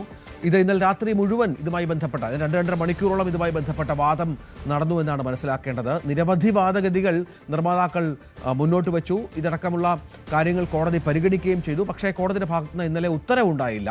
സെൻസർ ബോർഡിനെ ചോദ്യം ചെയ്യാൻ സിംഗിൾ ബെഞ്ചിന് അധികാരമില്ല എന്നായിരുന്നു നിർമ്മാതാക്കളുടെ ഒരു വാദം. ഇന്ന് സിനിമ റിലീസ് ചെയ്യാൻ അനുവദിക്കണമെന്നുമായിരുന്നു ആവശ്യം. പക്ഷേ അത് സംഭവിച്ചില്ല. ഇന്ന് സിനിമ റിലീസാവുകയുമില്ല. ഇതുമായി ബന്ധപ്പെട്ട വിവരങ്ങളുമായി ആജ്ഞ രവീന്ദ്രൻ ചേരുകയാണ്. ആജ്ഞ, ഏറ്റവും പുതിയ വിവരം അത് ഒരുപക്ഷെ ഇന്ന് ഉത്തരവുണ്ടായേക്കാം എന്നുള്ളതാണല്ലേ. ഇന്ന് ഉത്തരവുണ്ടായാൽ പോലും ഇന്ന് റിലീസ് സാധിക്കില്ല, നഷ്ടമുണ്ടാകുമെന്നായിരുന്നു നിർമ്മാതാക്കളുടെ വാദം, വലിയ നഷ്ടമുണ്ടാകുമെന്നായിരുന്നു. എന്തായിരുന്നു ഇന്നലെ 2.5 മണിക്കൂറോളം കോടതി കേട്ട കാര്യങ്ങൾ? രഞ്ജിത്ത്, ഇന്നലെ അടിയന്തരമായിട്ടാണ് കോടതി പ്രത്യേക സിറ്റിംഗോട് കൂടിയാണ് കോടതി ഈ ഹർജി പരിഗണിക്കുന്നത്. ആ ഒരു സാഹചര്യത്തിൽ ഇന്ന് തന്നെ ഉത്തരവുണ്ടാകും, ഇന്നലെ തന്നെ ഉത്തരവുണ്ടാകും എന്നുള്ള പ്രതീക്ഷയിൽ റിലീസ് തീയതി മാറ്റിയിരുന്നില്ല. പക്ഷെ ഇന്ന് തന്നെ ചിത്രം റിലീസ് ചെയ്യാം എന്നുള്ള പ്രതീക്ഷയിൽ തന്നെ ആയിരുന്നു സംവിധായകരും നിർമ്മാതാക്കളും ഒക്കെ ഉണ്ടായിരുന്നത്. പക്ഷെ കോടതി ഇന്നലെ അത് ഉത്തരവ് പറയാൻ മാറ്റിയതോടുകൂടി, വിധി പറയാൻ മാറ്റിയതോടുകൂടി റിലീസ് തീയതി മാറ്റേണ്ടുന്ന സാഹചര്യം തന്നെയാണ് വന്നത്. രഞ്ജിത്ത് സൂചിപ്പിച്ചതുപോലെ പ്രധാനമായും ഹൈക്കോടതിക്കില്ല, സിംഗിൾ ബെഞ്ചല്ല അത് പരിഗണിക്കേണ്ടത്, അത്തരം കാര്യങ്ങൾ ഡിവിഷൻ ബെഞ്ചാണ് പരിഗണിക്കേണ്ടത് എന്നായിരുന്നു. ഹൈക്കോടതി സിംഗിൾ ബെഞ്ചിന് ഈ ഉത്തരവാദിത്വം അല്ലെങ്കിൽ അങ്ങനെ ഒരു അധികാരമില്ല എന്ന് തന്നെയായിരുന്നു നിർമ്മാതാക്കൾ പ്രധാനമായും കോടതിയിൽ ചൂണ്ടിക്കാട്ടിയത്. പക്ഷേ സിംഗിൾ ബെഞ്ച് ഇതിൽ അടിയന്തരമായി 7:30 കൂടിയാണ് ഇന്നലെ കോടതി ചേർന്നത്. 2 മണിക്കൂറിലധികം സമയം കോടതി വാദം കേട്ടു. അതിനുശേഷമാണ് ഇന്ന് ഉത്തരവ് പറയാനായി, വിധി പറയാനായി മാറ്റിയത്. ഇന്ന് തന്നെ വിധി പറയുമെന്നാണ് മനസ്സിലാക്കാൻ കഴിയുന്നത്. പക്ഷെ അതിനകത്ത് മറ്റൊരു സാഹചര്യം കൂടിയുള്ളത്, നിലവിൽ വിധി എതിരായാൽ, നിർമ്മാതാക്കൾക്ക് എതിരായാൽ, വിധി അവർക്ക് അനുകൂലമായാൽ റിലീസ് തീയതി അവർക്ക് ഉടനെ തീരുമാനിക്കാം, മുന്നോട്ട് പോകാം. പക്ഷെ വിധി എതിരായാൽ ഇനിയുള്ളത് സുപ്രീം കോടതിയാണ്. സുപ്രീം കോടതി നാളെ മുതൽ ഒരു 9 ദിവസത്തേക്ക് അവധിയാണ്. അപ്പോൾ വീണ്ടും ഈ റിലീസുമായി ബന്ധപ്പെട്ടുള്ള സാഹചര്യങ്ങൾ നീളാനുള്ള സാഹചര്യം ഏറെയാണ്. അത് മാത്രമല്ല, അപ്പീൽ അടിയന്തരമായി പരിഗണിച്ച സാഹചര്യമായിരുന്നു ഈ നിർമ്മാതാക്കൾക്ക് പ്രതീക്ഷ നൽകിയത്.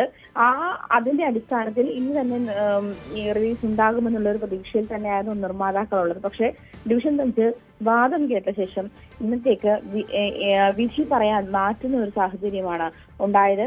അതേസമയം ചിത്രത്തിൽ കേരളത്തെക്കുറിച്ച് തെറ്റായ വിവരങ്ങളുണ്ട് എന്ന് പറഞ്ഞ് സമർപ്പിച്ച ഹർജിയിലാണ് ഈ നേരത്തെ തന്നെ ഹൈക്കോടതി സിംഗിൾ ബെഞ്ച് ഇതിന്റെ റിലീസ് തടയുന്ന സാഹചര്യം ഉണ്ടായത്.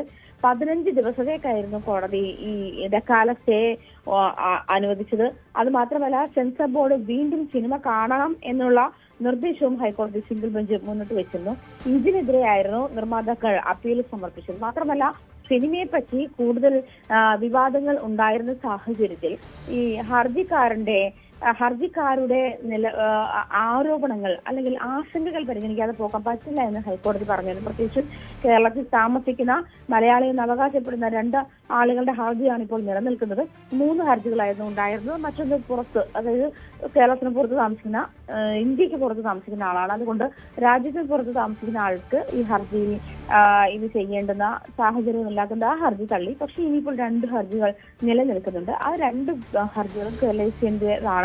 അത് പരിഗണിക്കാതെ പറ്റില്ല. പക്ഷെ മാത്രമല്ല, കേരളം മതേതര സംസ്കാരം ഫോളോ ചെയ്യുന്ന നാടാണ്. അതുകൊണ്ട് തന്നെ അതിന്റെ ഒരു റിലീജിയസ് ഹാർമണിയെ അത് മോശമായി ബാധിക്കുമെന്നുള്ള ഒരു നിരീക്ഷണവും കോടതി നടത്തിയിരുന്നു. പ്രത്യേകിച്ചും കേരള സ്റ്റോറി എന്നുള്ള പേരിൽ ദ റിയൽ സ്റ്റോറി എന്നുള്ള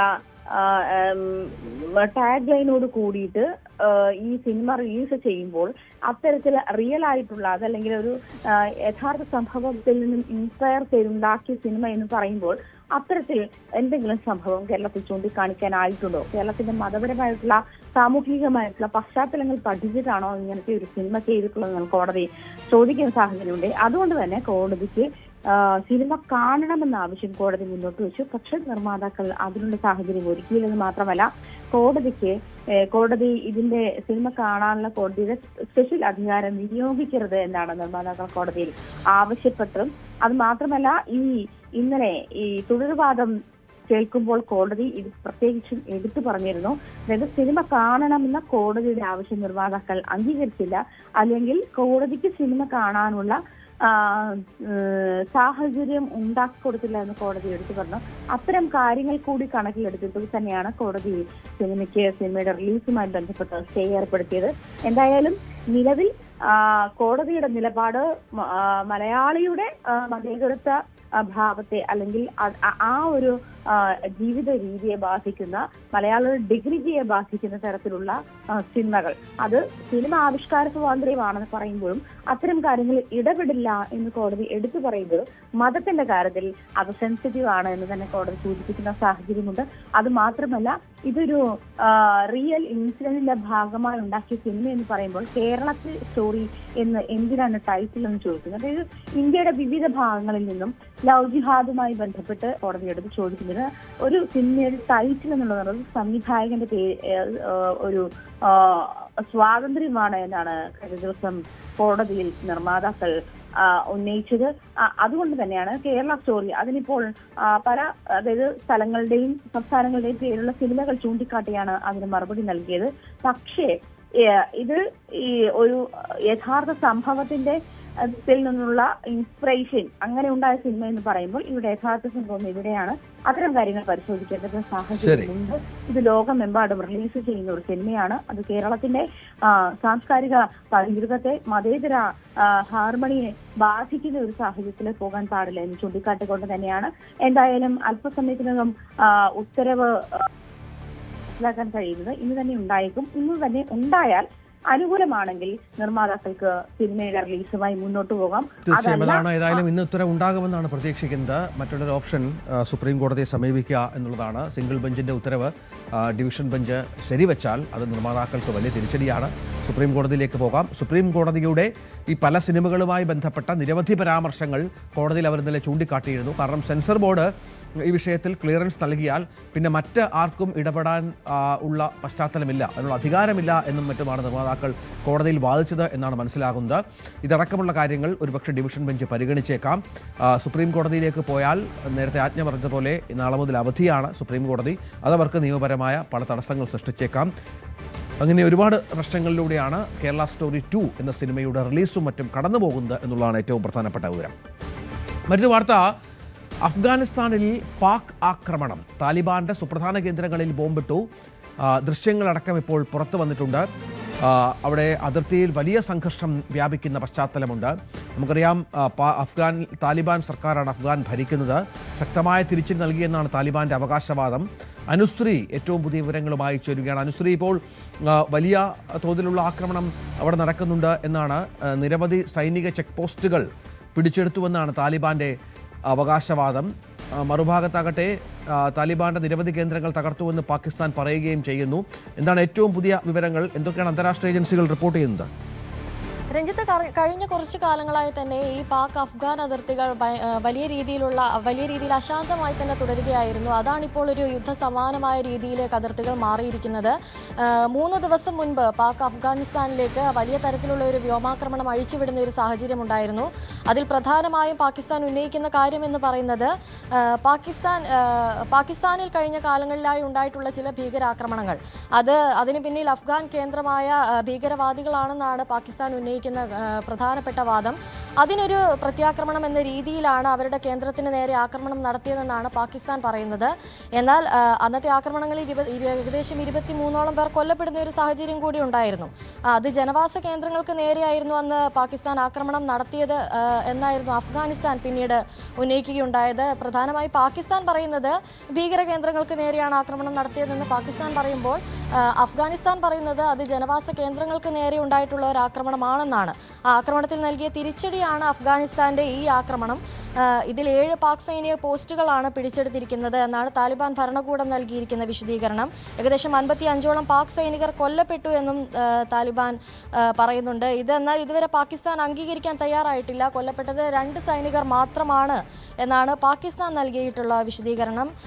നഗിർഖാൻ, നൂറിസ്ഥാൻ, കുനാർ തുടങ്ങിയ 5ഓളം പ്രവിശ്യകളിലായിരുന്നു അഫ്ഗാനിസ്ഥാൻ ആക്രമണം നടത്തിയത്. കരസേനയായിരുന്നു പ്രധാനമായും ഈ ആക്രമണത്തിന് നേതൃത്വം വഹിച്ചിട്ടുണ്ടായിരുന്നത്. ഇതൊരു തുടക്കം മാത്രമാണ് എന്ന രീതിയിലുള്ള ഒരു മുന്നറിയിപ്പ് കൂടി അഫ്ഗാനിസ്ഥാൻ പാകിസ്ഥാന് നൽകുന്നുണ്ട് എന്നുള്ളതാണ് ഇതിൽ എടുത്തു പറയേണ്ട മറ്റൊരു കാര്യം. എന്നാൽ ഈ ആക്രമണമുണ്ടായ നിമിഷങ്ങൾക്കകം തന്നെ പാകിസ്ഥാൻ ഒരു തിരിച്ചടി അഫ്ഗാനിസ്ഥാന് നേരെ നടത്തി എന്നുള്ളതാണ് മറ്റൊരു പ്രധാനപ്പെട്ട കാര്യം. ഇതിൽ അഫ്ഗാനിസ്ഥാന്റെ തലസ്ഥാന നഗരമായ കാബൂളിലടക്കം പാക് വ്യോമാക്രമണം നടത്തിയിട്ടുണ്ട്. താലിബാന്റെ പ്രധാനപ്പെട്ട കേന്ദ്രങ്ങളിലും പാകിസ്ഥാൻ ബോംബിട്ടിട്ടുണ്ട് എന്നുള്ള തരത്തിലുള്ള വിവരങ്ങൾ പുറത്തു വരുന്നുണ്ട്. അതായത് വലിയ തരത്തിലുള്ള പ്രത്യാക്രമണം പാകിസ്ഥാൻ നടത്തിയിരിക്കുന്നു എന്നുള്ള വിവരങ്ങളാണ് പുറത്തു വരുന്നത്. ഏകദേശം 133ഓളം താലിബാൻകാർ കൊല്ലപ്പെട്ടു എന്നാണ് പാകിസ്ഥാൻ സൈന്യം വ്യക്തമായിരിക്കുന്നത്. എന്നാൽ ഇതുവരെ അത് താലിബാൻ അംഗീകരിക്കാൻ തയ്യാറായിട്ടില്ല. അത്തരത്തിലുള്ള ഒരു സ്ഥിരീകരണം ഇതുവരെ താലിബാന്റെ ഭാഗത്തു നിന്നും ഉണ്ടായിട്ടില്ല. എത്രത്തോളം പേർ ഈ ആക്രമണത്തിൽ കൊല്ലപ്പെട്ടു എന്നുള്ള കാര്യത്തിലൊന്നും ഇതുവരെ ഒരു സ്ഥിരീകരണം വന്നിട്ടില്ല എന്നുള്ളതാണ്. കാബൂളിലടക്കമുണ്ടായിട്ടുള്ള വലിയ തരത്തിലുള്ള ആക്രമണമാണ് ഇപ്പോൾ നടന്നുകൊണ്ടിരിക്കുന്നത്. ഒരു യുദ്ധസമാനമായ സാഹചര്യമാണ് രണ്ട് അതിർത്തികളിലും ഇപ്പോൾ നിലനിൽക്കുന്നത് എന്ന് വേണം പറയാൻ രഞ്ജിത്ത്. ഏതായാലും വലിയ സംഘർഷം താലിബാൻ അഫ്ഗാൻ പാകിസ്ഥാൻ അതിർത്തിയിൽ ഉടലെടുത്തിരിക്കുന്നു എന്നാണ് മനസ്സിലാക്കേണ്ടത്. നമുക്ക് ദൃശ്യങ്ങളൊക്കെ പുറത്തു വരുന്നുണ്ട്. പരസ്പരം അങ്ങോട്ടും ഇങ്ങോട്ടും അനുസരി അവകാശവാദങ്ങളുണ്ട് എങ്കിൽ പോലും ഇക്കാര്യത്തിൽ സ്ഥിരീകരണം വരേണ്ടതുണ്ട് കൂടുതലായി. നമുക്കറിയാം കഴിഞ്ഞ കുറേ നാളുകളായി കഴിഞ്ഞ ഫെബ്രുവരി 22-നാണ് പാകിസ്ഥാൻ താലിബാനിൽ അഫ്ഗാനിസ്ഥാനിൽ ആക്രമണം നടത്തുകയും അവർ പറഞ്ഞ ജനവാസ കേന്ദ്രങ്ങളിലാണ് ആക്രമണമെന്നാണ് താലിബാൻ പറഞ്ഞു വെക്കുന്നത്. മനുഷ്യാവകാശ സംഘടനകൾക്ക് ഇടപെടണമെന്നൊക്കെ ആവശ്യപ്പെട്ടിരുന്നു. സാധാരണക്കാരായ നിരവധി ആളുകൾ കൊല്ലപ്പെട്ടു എന്നും മറ്റും പറയുന്നുണ്ട്. ഇതിനുള്ള പ്രത്യാക്രമണമാണ് പാകിസ്ഥാനിൽ നടത്തുന്നത് എന്നുള്ളതാണ്. അക്ഷരാർത്ഥത്തിൽ ഈ വിഷയം പരിഹരിക്കാനാവാത്ത വിധം വളർന്നിട്ടുണ്ട് ഇപ്പോൾ, അല്ലേ? തീർച്ചയായും രഞ്ജിത്ത്, ഇതിപ്പോൾ പരിഹരിക്കാൻ സാധിക്കാത്ത ഒരു രീതിയിലേക്ക് ഈ വിഷയം മാറിക്കഴിഞ്ഞിരിക്കുന്നു എന്ന് തന്നെ പറയാം. പ്രത്യാക്രമണങ്ങൾ മാത്രമാണ് ഇപ്പോൾ അതിർത്തികളിൽ നടന്നുകൊണ്ടിരിക്കുന്നത്. അത് വലിയൊരു യുദ്ധസമാനമായ സാഹചര്യത്തിലേക്ക് തന്നെ നീങ്ങുന്നു എന്നും കരുതണം. കാരണം ഇപ്പോൾ അഫ്ഗാനിസ്ഥാൻ നടത്തിയ ആക്രമണത്തിന് നിമിഷങ്ങൾക്കകം തന്നെയാണ് പാകിസ്ഥാൻ പ്രത്യാക്രമണം നടത്തിയിരിക്കുന്നത്. അതിൽ നിരവധി പേർ കൊല്ലപ്പെട്ടു എന്നുള്ള റിപ്പോർട്ടുകളൊക്കെ പുറത്തു വരുമ്പോഴും അതിപ്പോഴും അഫ്ഗാനിസ്ഥാൻ അംഗീകരിക്കാൻ തയ്യാറായിട്ടില്ല, അല്ലെങ്കിൽ അത് സ്ഥിരീകരിക്കാൻ തയ്യാറായിട്ടില്ല എന്നുള്ളതാണ്. അഫ്ഗാനിസ്ഥാന്റെ ഭാഗത്തു നിന്നും കൃത്യമായൊരു വിശദീകരണം ഇതിൽ ലഭിക്കുന്നത് വരെ എത്രത്തോളം പേർ മരണപ്പെട്ടു, ഈ ആക്രമണത്തിന്റെ ആഘാതം അതെത്രത്തോളമാണ് എന്നുള്ള രീതിയിലുള്ള വിവരങ്ങളൊക്കെ ഇനി ലഭിക്കേണ്ടതുണ്ട്. ഏതായാലും നിലവിലിപ്പോൾ വലിയ തരത്തിലുള്ള പ്രത്യാക്രമണങ്ങളാണ് ഇരു രാജ്യങ്ങളുടെയും അതിർത്തികളിൽ നടന്നുകൊണ്ടിരിക്കുന്നത്. അതിന് ഏത് രീതിയിലായിരിക്കും ഒരു പരിഹാരം ഉണ്ടാവുക, അല്ലെങ്കിൽ അത്തരത്തിലുള്ള വിവരങ്ങളൊക്കെ ഇനി പുറത്തു വരേണ്ടതുണ്ട്. ഇപ്പോൾ ഒരു യുദ്ധസമാനമായ സാഹചര്യമാണ് ഇരു രാജ്യങ്ങളുടെ അതിർത്തികളിലും നിലനിൽക്കുന്നത് രഞ്ജിത്ത്. തീർച്ചയായും പാക് അഫ്ഗാൻ അതിർത്തിയിൽ സംഘർഷം തുടരുകയാണ്. പാകിസ്ഥാന്റെ നിരവധി സൈനികർ കൊല്ലപ്പെട്ടു, അവരെ കൊന്നു എന്നാണ് അഫ്ഗാനിസ്ഥാന്റെ അവകാശവാദം. പക്ഷേ അത് അംഗീകരിക്കാൻ ഇതുവരെ പാകിസ്ഥാൻ തയ്യാറായിട്ടില്ല എന്നുള്ളതും പ്രധാനമാണ്.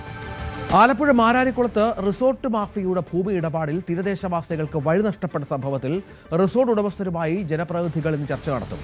MLA PP ചിത്തരഞ്ജന്റെ നേതൃത്വത്തിലാണ് ചർച്ച. ജനങ്ങളുടെ ദുരിതം ന്യൂസ് 18 പുറത്തുവിട്ടതോടെ മുഖ്യമന്ത്രിയും റവന്യൂ മന്ത്രിയും അന്വേഷണത്തിന് ഉത്തരവിട്ടിരുന്നു.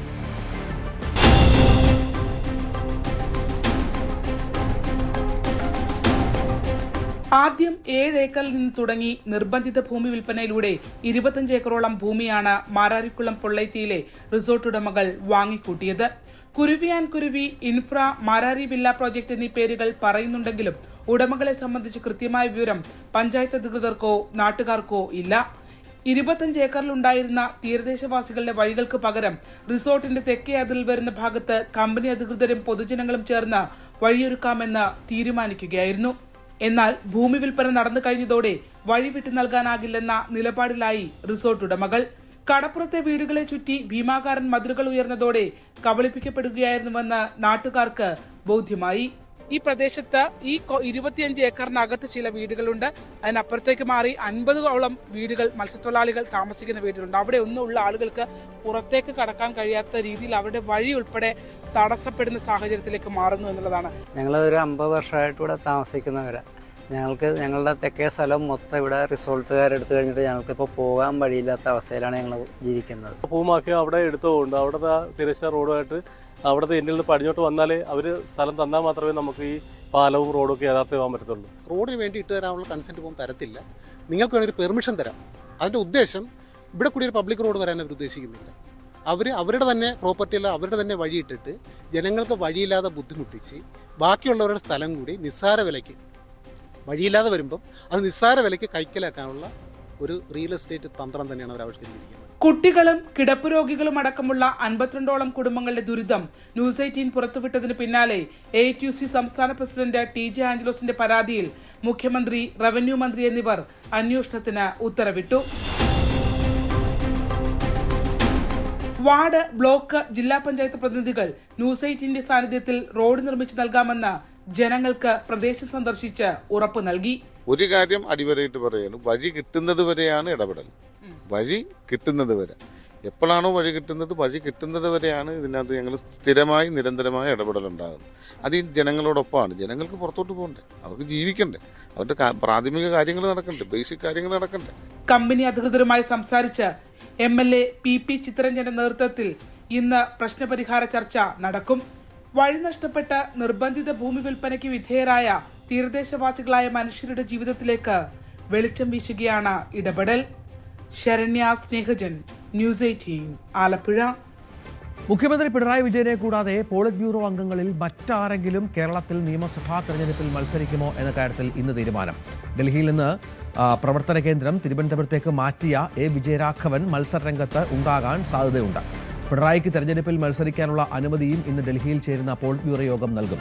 ജില്ലകളിൽ നിന്നുള്ള പട്ടിക നാളെ തിരുവനന്തപുരത്ത് ചേരുന്ന സംസ്ഥാന സെക്രട്ടേറിയറ്റ് യോഗം പരിശോധിക്കും.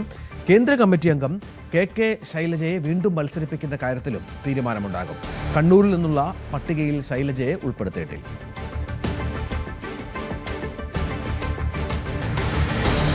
തന്റെ ജീവിതത്തിൽ ഏറ്റവും കൂടുതൽ വേദനിച്ച നിമിഷം അമ്മയുടെ മരണമായിരുന്നുവെന്ന് നടൻ മോഹൻലാലുമായുള്ള പ്രത്യേക അഭിമുഖത്തിൽ മുഖ്യമന്ത്രി. അമ്മയുടെ മരണവാർത്ത മറ്റൊരാളെ അറിയിക്കാൻ കഴിയാത്ത വിധം തളർന്നുപോയെന്നും മുഖ്യമന്ത്രി പറഞ്ഞു. അമ്മയുടെ വേർപിരിയലാണ് പറയാനുള്ളൊരു ഭാഗം. അതായത് അന്ന് ഞാൻ തിരുവനന്തപുരത്താണ്. തിരുവനന്തപുരത്ത് പാർട്ടി സെക്രട്ടേറിയറ്റ് മെമ്പറായിട്ട് ഫുള്ളായിട്ട് ഇവിടെ നിൽക്കുന്ന സമയം. അപ്പോൾ ഒരു ദിവസം, എല്ലാ ദിവസവും വീട്ടിൽ നിന്ന് സംസാരിക്കും. ഒരു ദിവസം ഭാര്യ വിളിച്ചപ്പോൾ ചെറിയ സംസാരത്തിലൊരു വ്യത്യാസം പോലെ തോന്നി. അത് അമ്മയുടെ ആരോഗ്യസ്ഥിതി പറയുമായിരുന്നു. നല്ല അവശതയുണ്ടായിരുന്നു അപ്പോൾ. മറ്റൊന്നും പറഞ്ഞില്ല, പക്ഷെ എനിക്ക് തോന്നി എന്തോ ഒരു പ്രശ്നമുണ്ട്. അപ്പോൾ ആ കാലത്ത് ചടയം ഗോവിന്ദനാണ് സെക്രട്ടറി. അപ്പോൾ ഞാൻ പറഞ്ഞ് എന്തോ ഒരു പ്രശ്നമുണ്ടെന്ന് തോന്നുന്നു, ഞാനൊന്ന് പോയിട്ട് വരാമെന്ന് പറഞ്ഞു. അങ്ങനെ വൈകുന്നേരം വീട്ടിലേക്ക് പോയി. രാവിലെ അവിടെ എത്തി. വീട്ടിലെത്തി. അപ്പോൾ അമ്മ അവിടെ കിടന്നിട്ടുണ്ട്. അവിടെ നിന്ന് എഴുന്നേറ്റിരുത്തി എൻ്റെ ദേഹത്തിങ്ങനെ ചാരിയിരുന്ന് ലേശം വെള്ളം കൊടുത്തു. ആ വെള്ളം കുടിച്ചു.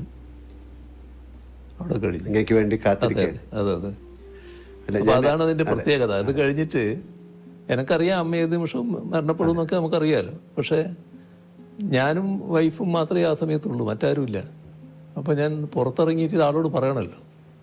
പുറത്തിറങ്ങി ഒരാൾ മുമ്പിൽ വന്ന് വിട്ടു, ഒരു നാണു എന്ന് പറയുന്നയാൾ. പക്ഷെ ഒരക്ഷരം വാക്കിങ്ങോട്ട് വരുന്നില്ല, പറയാൻ പറ്റുന്നില്ല. അപ്പോൾ അദ്ദേഹത്തിന് മനസ്സിലായി അതങ്ങനെയൊരു ബന്ധമായിരുന്നു. അതായത് ഞാൻ കേട്ടിട്ടുണ്ട് അമ്മയുടെ മടിയിൽ തലവെച്ച് കിടന്ന് അങ്ങനെ രാമായണം കേൾക്കുന്നത്. അങ്ങക്ക് ഭൂതപ്രേത പിശാചുക്കളൊക്കെ പേടിയായിരുന്ന സമയത്ത് അങ്ങനെയല്ലേ കുട്ടികൾ? ഭയങ്കര പേടിയായിരുന്നു, ചെറിയ പേടിയല്ല. അപ്പൊ ഇതെല്ലാം കേട്ട് കഴിഞ്ഞ് അങ്ങക്ക് ഒരു ആന്തരികമായ ഒരു ആത്മീയ വശം ഉണ്ടായിട്ടുണ്ടോ? ഈ നേരത്തെ പറഞ്ഞു, എന്നാലും ഒരു സന്യാസം എന്ന് പറഞ്ഞ പോലെ അങ്ങക്ക് ഒരു ആന്തരികമായ ഒരു ആത്മീയ വശമുണ്ടെന്ന് വളരെ വിശ്വസിക്കുന്ന ഒരാളാണ് ഞാൻ. അതായത് ഇതിനെപ്പറ്റി പറയാറ് സാധാരണ നിസ്സാരമായുള്ള സംസാര സാഗരം എന്നാണ്. അതെ. അപ്പൊ അങ്ങനെയൊരു തോന്നലാണ് ആ ചെറുപ്പകാലത്ത് എനിക്ക് ഉള്ളത്. അതിന്റെ ഭാഗമായിട്ട് കുറെ ആ സ്വാധീനം എന്നിലുണ്ടാവും തന്നെയാണ് തോന്നുന്നത്. പക്ഷെ ഭൂതപ്രേത പിശാചുക്കളെ പറ്റി ഭയങ്കര വിശ്വാസമായിരുന്നു. ലൈറ്റോ അങ്ങനെയൊന്നും അധികം ലൈറ്റ് ഇല്ലല്ലോ. പിന്നെ എന്റെ വീട്ടില് ഇലക്ട്രിസിറ്റി വരുന്നത് തന്നെ ഞാൻ MLA ആയിരിക്കും പോലും ഇല്ല. അങ്ങനെയൊരു കാലാണത്. അങ്ങനെയൊരു അവസ്ഥയാണ്. രാത്രി ആയാൽ പിന്നെ ഇരുടല്ലേ എല്ലാ സ്ഥലത്തും. അപ്പൊ എവിടെയും ഏത് ഭൂതവും പ്രേതവും പ്രത്യക്ഷപ്പെടാം. അതൊക്കെ പിന്നെ ഒരു ചെറിയ സമയം കഴിഞ്ഞപ്പോൾ നമ്മൾ വളരുകയല്ലേ, അതനുസരിച്ച് മാനസിക വളർച്ചയും വരികയല്ലേ. അത് പിന്നെ ഞാൻ തന്നെ മാറ്റിയെടുത്തതാണ് ബോധപൂർവ്വം. കേരളത്തെക്കുറിച്ചുള്ള മോഹൻലാലിന്റെ ഗാനത്തോടെയാണ് കണ്ടും മിണ്ടിയും ഇരുവർ എന്ന അഭിമുഖം ആരംഭിച്ചത്. പാട്ടുപാടണമെന്ന മോഹൻലാലിന്റെ നിർബന്ധത്തിന് ഒടുവിൽ മുഖ്യമന്ത്രി സ്നേഹപൂർവ്വം വഴങ്ങി. ഈശ്വരനെക്കുറിച്ചുള്ള സംസ്കൃത ശ്ലോകമാണ് മുഖ്യമന്ത്രി പറഞ്ഞത്. ഹൃദിസ്ഥമീശ്വരം തെക്ത പ്രതിഷ്ഠാം പ്രതിമാം ഭജയിൽ കരസ്ഥ പായസം തെക്ത കോപരസ്ഥ ഗളം പിൻപേൽ എന്ന് പറഞ്ഞാൽ മനുഷ്യന്റെ ഹൃദയത്തിലാണ് ഈശ്വരൻ. ഹൃദിസ്ഥം ഈശ്വരൻ തെക്ത പ്രതിഷ്ഠാം പ്രതിമാം ഭജയിൽ. ഈ പ്രതിഷ്ഠയുടെ പിന്നിലേക്ക് പോകുന്നത്, വിഗ്രഹത്തിന് മുന്നിലേക്ക് പോകുന്നത് കരസ്ഥ പായസം തെക്ത. ഇതിനകത്ത് പായസമുണ്ട്, പക്ഷെ ഇപ്പുറത്തൊരു തുള്ളി വിരിച്ചിട്ടുണ്ട്. അപ്പൊ കരസ്ഥ പായസം തെക്ത കോപ്പരസ്ഥ ഗളം പിൻപേർ. ഇത് നക്കാൻ വേണ്ടി പുറപ്പെടും, ഇതാകെ ചോർന്നു പോവുകയാണ്. അതാണ് അതെന്നെ ഹൈസ്കൂളിൽ ഒരു മാഷ് പഠിപ്പിച്ചതാണ്, കേളം മാഷ് എന്ന് പറയുന്ന ഒരാൾ. ആ പദ്യമാണ്, അത് ഉപനിഷത്തിന്റെ ഒരു ഭാഗമാണ്. അപ്പൊ അതാണ് നിങ്ങളുടെ അടുത്ത് പറയാനുള്ളത്. തനിക്കെതിരായ വാർത്തകളിൽ വ്യാകുലപ്പെടാറില്ലെന്ന് മുഖ്യമന്ത്രി പറഞ്ഞു. സിംഗപ്പൂർ യാത്രയും വാർത്തകളും മറക്കാനാവില്ല. വാർത്ത ചെയ്തവരോട് ഒന്നും അന്വേഷിക്കാറില്ല. കടുപ്പക്കാരനെന്ന് ബ്രാൻഡ് ചെയ്യപ്പെട്ടതെന്നും മുഖ്യമന്ത്രി പറഞ്ഞു. അത് നമ്മുടെ മനസ്സെപ്പോഴും ക്ലീൻ ആയിരിക്കണം. നമ്മുടെ മനസ്സിലൊരു കുറ്റബോധം ഉണ്ടാകരുത്. നിങ്ങളൊരു ആരോപണം ഉയർന്നു വരുമ്പോൾ ആ ആരോപണത്തിൻ്റെ ഭാഗമായുള്ള എന്തെങ്കിലും ഒരു അംശത്തിൻ്റെ പങ്കാളിത്തം നമുക്കുണ്ടെങ്കിൽ നമുക്കൊരു കുറ്റബോധം വരും. ഒന്നുമില്ലാത്തൊരു കാര്യം പറഞ്ഞു കേൾക്കുമ്പോൾ അതിനൊരു ചിരിയോടെ നേരിടാൻ നമുക്ക് സാധിക്കും. ഇപ്പോൾ എന്തെല്ലാം ആരോപണങ്ങൾ വന്നിരിക്കുന്നു. ഒരു ഘട്ടത്തിൽ കേരളത്തിലെ ഒരുപാട് സ്ഥലങ്ങൾ എൻ്റെ പേരിലുള്ളതാണെന്ന് വന്നിരുന്നു. ഒരു വീട് തന്നെ കാണിച്ചുകൊണ്ട് അത് എൻ്റെ വീടാണ് എന്ന്, മറ്റൊരാളുടെ വീട് എൻ്റെ വീടാണെന്ന് കാണിച്ചുകൊണ്ട് വാർത്തകൾ വന്നു. ആ വീട്ടുടമ തന്നെയാണ് എന്നെ അറിയിക്കുന്നത്, ഇതെൻ്റെ വീടാണ്, നിങ്ങളുടെ വീടല്ല. ഇങ്ങനെയാണ് വാർത്ത വന്നിട്ടുള്ളത്. പിന്നെ സിംഗപ്പൂര് കമല ഇന്റർനാഷണൽ, അങ്ങനെ ഒരു കമ്പനിയുണ്ട്. ഇങ്ങനെയുള്ള ഒരുപാട് വാർത്തകൾ. അപ്പോൾ അതൊന്നും നമ്മളെ ബാധിക്കുന്നില്ല, ഒരു തരത്തിലും ബാധിക്കേണ്ട കാര്യമില്ല. അതിന് എന്നെ പ്രേരിപ്പിക്കുന്ന കാര്യം എന്താന്ന് പറഞ്ഞാൽ, അല്ലെങ്കിൽ എന്നെ അങ്ങനെ ഒരു രൂപത്തിലേക്ക് എത്തിക്കുന്നത്, തെറ്റുകൾ നമ്മൾ ചെയ്യരുത്. എൻ്റെ പൂർണ്ണമായ വിശ്വാസം ഇതേവരെയുള്ള എൻ്റെ ജീവിതത്തിൽ എന്തെങ്കിലും തരത്തിലുള്ള ഒരു തെറ്റ് ഞാൻ ചെയ്തു എന്ന് എനിക്ക് ബോധ്യമില്ല. പിണറായിയിൽ ജനിച്ച വിജയൻ സഖാവ് എന്നല്ലാതെ വീട്ടുകാരും ബന്ധുക്കളും മാത്രം വിളിക്കുന്ന എന്തെങ്കിലും വിളിപ്പേര് ഉണ്ടായിരുന്നോ? അല്ല, നേരത്തെ ഇല്ല. പക്ഷെ എനിക്കൊരു പേര് പിന്നെ എൻ്റെ ഒരു അധ്യാപകൻ ഇട്ടിരുന്നു. അന്നത്തെ അധ്യാപകർ വളരെ പ്രത്യേകതയാണല്ലോ, കുട്ടികളെ വല്ലാതെ ഉൾക്കൊള്ളുന്നവരാണ്. അല്ല, ഇന്നും അധ്യാപകർ അങ്ങനെ തന്നെ. അപ്പോ അദ്ദേഹം ഇട്ട പേര് മുഖ്യസ്ഥൻ. അത് ശരി. അപ്പൊ അതൊരു തിരിപ്പേരായിട്ട് ചിലർ വിളിക്കുമായിരുന്നു, മുഖ്യസ്ഥൻ എന്ന് വിളിക്കുമായിരുന്നു. ഇപ്പം സ്കൂൾ കാലത്തെ കുറിച്ച് പറഞ്ഞുകൊണ്ട് ചോദിക്കാണ്, പിണറായിയിലെ വീട്ടുമുറ്റത്ത് ഓടിക്കളിച്ചിരുന്ന വിജയൻ എന്ന ബാലന് മുഖ്യമന്ത്രി കസേരയിൽ ഇരുന്ന് തിരിഞ്ഞു നോക്കുമ്പോൾ എന്ത് തോന്നുന്നു? അതിൻ്റെ ഒരു ഭാഗമാണ് ഞാൻ നേരത്തെ പറഞ്ഞത്. നമ്മളൊരു വളരെ സാധാരണക്കാരനായിട്ടുള്ള ഒരു മനുഷ്യൻ, ഇപ്പോഴും ഗ്രാമീണമായിട്ടുള്ള പല സ്വഭാവങ്ങളും വെച്ച് പുലർത്തുന്ന ഒരാൾ, അതിൻ്റെ എല്ലാ പരിമിതികളോടും കൂടി ഇത്രയും ഉന്നതമായ സ്ഥാനത്ത് എത്താൻ കഴിഞ്ഞത് അത് എൻ്റെ പാർട്ടിയുടെ പിന്തുണ കൊണ്ടാണ്. പാർട്ടിയാണ് എന്നിൽ മുഴുവൻ വിശ്വാസം അർപ്പിച്ചിട്ടുള്ളത്. അതിൻ്റെ ഭാഗമായിട്ടാണ് ഇതെല്ലാം ആയി മാറാൻ എനിക്ക് കഴിഞ്ഞിട്ടുള്ളത്. ഈ ഉന്നതമായ സ്ഥാനം വഹിക്കാൻ പ്രാപ്തനാണോ ഞാൻ എന്നത് എല്ലാ ഘട്ടത്തിലും ഞാൻ ആലോചിച്ചുകൊണ്ടിരിക്കുന്ന കാര്യമാണ്. പക്ഷേ നിർവഹിക്കാൻ കഴിയുന്നുണ്ടെന്നാണ് മറ്റുള്ളവരൊക്കെ പറയുന്നത്. ആ നിലക്ക് നിർവഹിക്കുക. എനിക്കൊരു വലിയൊരാളെ കുറിച്ച് പറയാനുണ്ട്, റോബിൻ. ഞാൻ അങ്ങയുടെ വീട്ടിൽ വന്നപ്പോൾ കണ്ടതാണ്. അങ്ങേക്ക് റോബിൻ എന്ന വളർത്തുനായോടുള്ള സ്നേഹവും കരുതലും. അങ്ങ് ഭക്ഷണം കഴിച്ചിട്ട് റോബിന് അങ്ങേ കൈകൊണ്ട് തന്നെ കൊടുക്കുന്നത് ഞാൻ കണ്ടിട്ടുണ്ട്. അങ്ങയുടെ ഈ മുഖം അധികം ആർക്കും അറിവുള്ളത് ആണെന്ന് എനിക്ക് തോന്നുന്നില്ല. അങ്ങേക്ക് എല്ലാ വളർത്തു മൃഗങ്ങളെ ഇഷ്ടമാണോ, അതോ കുഞ്ഞുനാളിൽ തുടങ്ങിയാണോ ഇത്, അതോ നായകളോട് മാത്രമാണോ ഇഷ്ടം? കാര്യം ഇത് റോബിന്റെ ഒരു അവകാശം പോലെയാണ് അങ്ങയുടെ കയ്യിൽ നിന്നൊരു ഭക്ഷണം കഴിക്കുക എന്നുള്ളത്. അത് മൃഗങ്ങളോടും പക്ഷികളോടും ഒക്കെ നല്ല ബന്ധം നമ്മൾ പുലർത്തിയാൽ അവരതേ രീതിയിൽ പ്രതികരിച്ചുകൊണ്ടിരിക്കും. ഞാനിവിടെ നമ്മുടെ സഹായിയായിട്ടുള്ള മുരുകേഷനുണ്ട്. മുരുകേഷനോട് പറഞ്ഞു, ഇവിടെ കാക്കകൾ വരും, കാക്കക്ക് നീ ഭക്ഷണം കൊടുക്കണമെന്ന്. ഇപ്പൊ എന്താ ചെയ്യുന്ന പറഞ്ഞാൽ, ഒരു കാക്ക അവന്റെ കയ്യിൽ നിന്ന് ഭക്ഷണം എടുക്കും. അപ്പൊ കയ്യിൽ നിന്ന് അങ്ങനെ നേരിട്ട് കൊടുക്കണ്ടെന്ന് ഇപ്പൊ ഞാൻ പറഞ്ഞു, എറിഞ്ഞു കൊടുത്താൽ മതി. കാരണം എന്തെങ്കിലും രോഗം പകർന്നെങ്കിലും വിഷമാണല്ലോ. പക്ഷെ നേരെ കയ്യിൽ നിന്ന് എടുക്കുക ആ കാക്ക വന്നിട്ട്. അതാണ് ആ ബന്ധം എന്ന് പറയുന്നത്. ഇവിടെ ഒരു ക്ലിഫ് ഹൗസിന്റെ മുമ്പിൽ ഒരു ഫൗണ്ടൻ ഉണ്ടല്ലോ. ആ ഫൗണ്ടൻ സാധാരണ രാവിലെയാണ് നമ്മളിടല്. ഒരു ദിവസം ഇങ്ങനെ തോന്നിയപ്പോൾ ഞാൻ പറഞ്ഞു, അത് വൈകുന്നേരം ഒന്ന് ഇട്ട് നോക്കുന്ന പറഞ്ഞു, ഒരു 6 മണിക്ക്. അപ്പോൾ പക്ഷികൾ കൂടുന്ന സമയമല്ലോ. ഇവരെല്ലാവരും വന്ന് എന്തൊരു സന്തോഷമാണെന്നറിയോ, അവർ കുളിച്ച് ഒരു കുളിയുണ്ടാവും. ആ കുളിയെല്ലാം കഴിഞ്ഞിട്ട് ഒരു സദസ്സുണ്ട് അവിടെ ഇരുന്നിട്ട്. അങ്ങനെ എല്ലാം കുളി കഴിഞ്ഞിട്ട് അവർ കൂട്ടിലേക്ക് പോവുകയാണ്. അപ്പോൾ നായയുടെ കാര്യം പറഞ്ഞാൽ വലിയ അത്ഭുതകരമായ കഥ എൻ്റെ അടുത്തുണ്ട്. ഞാൻ ആദ്യമുള്ള എൻ്റെ ചെറുപ്പക്കാരൻ വീട്ടിൻ്റെ സൈഡിലൂടെ ഒരു കൂട്ടർ പോവുകയാണ്. പഴയ തവളയെ പിടിക്കുന്നവരാണ്, നാട്ടുകാരല്ല. അതെ. അവരുടെ കൂട്ടത്തിലുള്ള ഒരു പട്ടി, ചെറിയ പട്ടിയാണ്. അവിടെ നിന്ന് ഇറങ്ങിയിട്ട് വീട്ടിലേക്ക് വന്നു. അപ്പോൾ അവരങ്ങ് പോയി. അപ്പോൾ ഇത് ഒരു പട്ടി, അപ്പോൾ എൻ്റെ ജ്യേഷ്ഠനുണ്ട്. ജ്യേഷ്ഠൻ പറഞ്ഞു അതവിടെ നിന്നോട്ടെ, വന്നതല്ലേ അവിടെ നിൽക്കട്ടെ എന്ന് പറഞ്ഞു. അത് പിന്നെ വീട്ടിൽ വളർന്നു. വേറെ ശാസ്ത്രീയ വളർത്തലൊന്നുമല്ല, നാടൻ പട്ടി എന്ന രീതിയിൽ പാട്ടുകയാണ്. ആ പട്ടിയുടെ ഒരു കഥയാണ് ഞാൻ കൊണ്ടൊന്ന് കടിച്ചു വിരിച്ചു. അപ്പോൾ അമ്മ ചീത്ത പറഞ്ഞു. അപ്പോൾ ഇതിന് അമ്മയുടെ അടുത്ത് യേശുന്നില്ല എന്ന് തോന്നി. നേരെ അവിടെ നിന്ന് ഇറങ്ങി ആ വീട്ടിൻ്റെ തൊട്ട് പിന്നിലുള്ള ഒരു വീടുണ്ട്. അവിടെ ഒരു നാണി എന്ന് പറയുന്ന സ്ത്രീയുണ്ട്. ആ സ്ത്രീയുടെ അടുത്ത് പോയി ഇതേ കാര്യം അവരോട് ചെയ്തു. അപ്പോൾ അവർ കുറച്ച് പോസിറ്റീവായിട്ട് എടുത്തു. ഇതൊരു പെൺപട്ടിയാണ്, എന്താ മോളെ എന്നെല്ലാം പറഞ്ഞിട്ട് അപ്പോൾ മുണ്ടിങ്ങനെ കടിച്ച് വലിച്ച് നടന്ന് ഈ വീട്ടിൻ്റെ പിന്നിലൂടെയാണ് വരേണ്ടത്. അപ്പോൾ വീട്ടിലെ അവസ്ഥ എങ്ങനെയാണെന്ന് പറഞ്ഞാൽ വീടിൻ്റെ മുറ്റം അത് കഴിഞ്ഞിട്ടൊരു പ്ലാറ്റ്ഫോം പോലെയാണ് കിണറിൻ്റെ. ആ പ്ലാറ്റ്ഫോമിന് കഴിഞ്ഞാൽ ഒരു കല്ലിങ്ങനെ വെച്ചിട്ടുണ്ട്, അതിൻ്റെ അപ്പുറം കിണറാണ്. അപ്പോൾ വലിയ ആൾമറയുള്ള കിണറല്ല നടത്തും. ഇവള് ഈ നാണി നടന്നു വന്ന് വടക്ക് മുറ്റത്തെത്തിയപ്പോൾ കാണുന്നത് ഇവളെ മുട്ടിലഴഞ്ഞ് വരുന്ന കുട്ടിയുണ്ട്.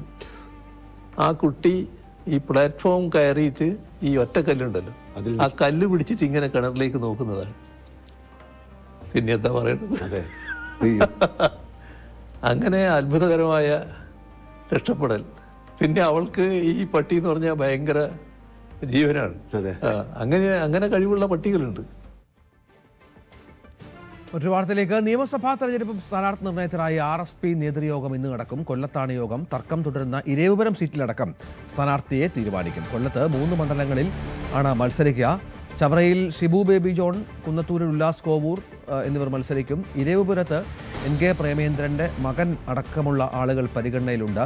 ഇന്നലെ ചേർന്ന ജില്ലാ കൗൺസിലിലും ഇരവിപുരം സീറ്റിൽ ധാരണയിലെത്താനായിട്ടില്ല. NK പ്രേമേന്ദ്രൻ്റെ മകൻ കാർത്തിക് സ്ഥാനാർത്ഥിയാക്കാനുള്ള നീക്കം ഒരു വിഭാഗം നടത്തുന്ന പശ്ചാത്തലത്തിൽ കൂടിയാണ് തർക്കം തുടരുന്നത്. ഇടവേള. തനതായ പേരുകളിലേക്കുള്ള മടങ്ങിപ്പോക്ക് കേവലം ഒരു അക്ഷരമാറ്റമല്ല, മറിച്ച് ചരിത്രപരമായ ഒരു തിരുത്തൽ കൂടിയാണ്. ഈ പേരുമാറ്റത്തിന് പിന്നിലെ ഏറ്റവും പ്രധാനപ്പെട്ട വാദം ഭാഷാപരമാണ്. ദ്രാവിഡ ഭാഷാ കുടുംബത്തിൽപ്പെട്ട ഭാഷകളിൽ സ്ഥലപ്പേരുകളുടെയും മറ്റും അവസാനം എന്ന പ്രത്യയം ചേർക്കുന്നത് തികച്ചും സ്വാഭാവികമായ ഒരു വ്യാകരണ രീതിയാണ്. മലയാളം, തമിഴകം തുടങ്ങിയ വാക്കുകളുടെ ഘടന പരിശോധിച്ചാൽ ഇത് വളരെ വ്യക്തമായി മനസ്സിലാക്കാൻ സാധിക്കും.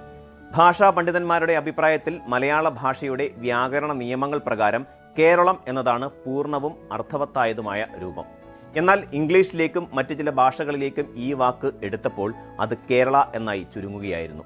സംസ്കൃതത്തിലോ ദ്രാവിഡ ഭാഷകളിലോ ഉള്ള വാക്കുകൾ ഇംഗ്ലീഷിലേക്ക് മാറുമ്പോൾ അവയുടെ അവസാനത്തെ അക്ഷരം അല്ലെങ്കിൽ ശബ്ദം നഷ്ടപ്പെടുന്നത് ഒരു സാധാരണ പ്രവണതയാണ്. ഉദാഹരണത്തിന് രാമൻ എന്നത് ഇംഗ്ലീഷിലെത്തുമ്പോൾ രാമ എന്നും കൃഷ്ണൻ എന്നത് കൃഷ്ണ എന്നും മാറുന്ന അതേ പ്രക്രിയയിലൂടെയാണ് കേരളം എന്നത് ഔദ്യോഗിക രേഖകളിൽ കേരള ആയി മാറിയത്. നമ്മുടെ ദൈനംദിന സംസാരത്തിലും സാഹിത്യത്തിലും മലയാളികൾ കേരളം എന്ന് തന്നെ ഉപയോഗിച്ചുകൊണ്ടേ ഇരുന്നപ്പോഴും ഭരണഘടനയുടെ 1-ാം ഷെഡ്യൂളിലും മറ്റ് ഔദ്യോഗിക ഇടപാടുകളിലും ഇംഗ്ലീഷ് വകഭേദമായ കേരള എന്ന് തന്നെ തുടർന്നു പോന്നു. ഈ വൈരുദ്ധ്യം ഇല്ലാതാക്കുക എന്നതാണ് ഇപ്പോഴത്തെ തീരുമാനത്തിന്റെ കാതൽ. കേരളം എന്ന പേരിന്റെ ഉത്ഭവത്തെക്കുറിച്ച് സമൂഹത്തിൽ രസകരമായ പല വിശ്വാസങ്ങളും നിലനിൽക്കുന്നുണ്ട്. അതിലേറ്റവും പ്രചാരമുള്ള ഒന്നാണ് കേരവൃക്ഷങ്ങളുടെ നാടായതുകൊണ്ടാണ് ഈ പ്രദേശത്തിന് കേരളം എന്ന പേര് ലഭിച്ചത് എന്നത്. തെങ്ങിനെ കുറിക്കുന്ന കേരം എന്ന വാക്കിൽ നിന്നുമാണ് ഈ പേരുണ്ടായതെന്ന് പലരും വിശ്വസിക്കുന്നു. എന്നാൽ പ്രഗത്ഭരായ ചരിത്രകാരന്മാരുടെ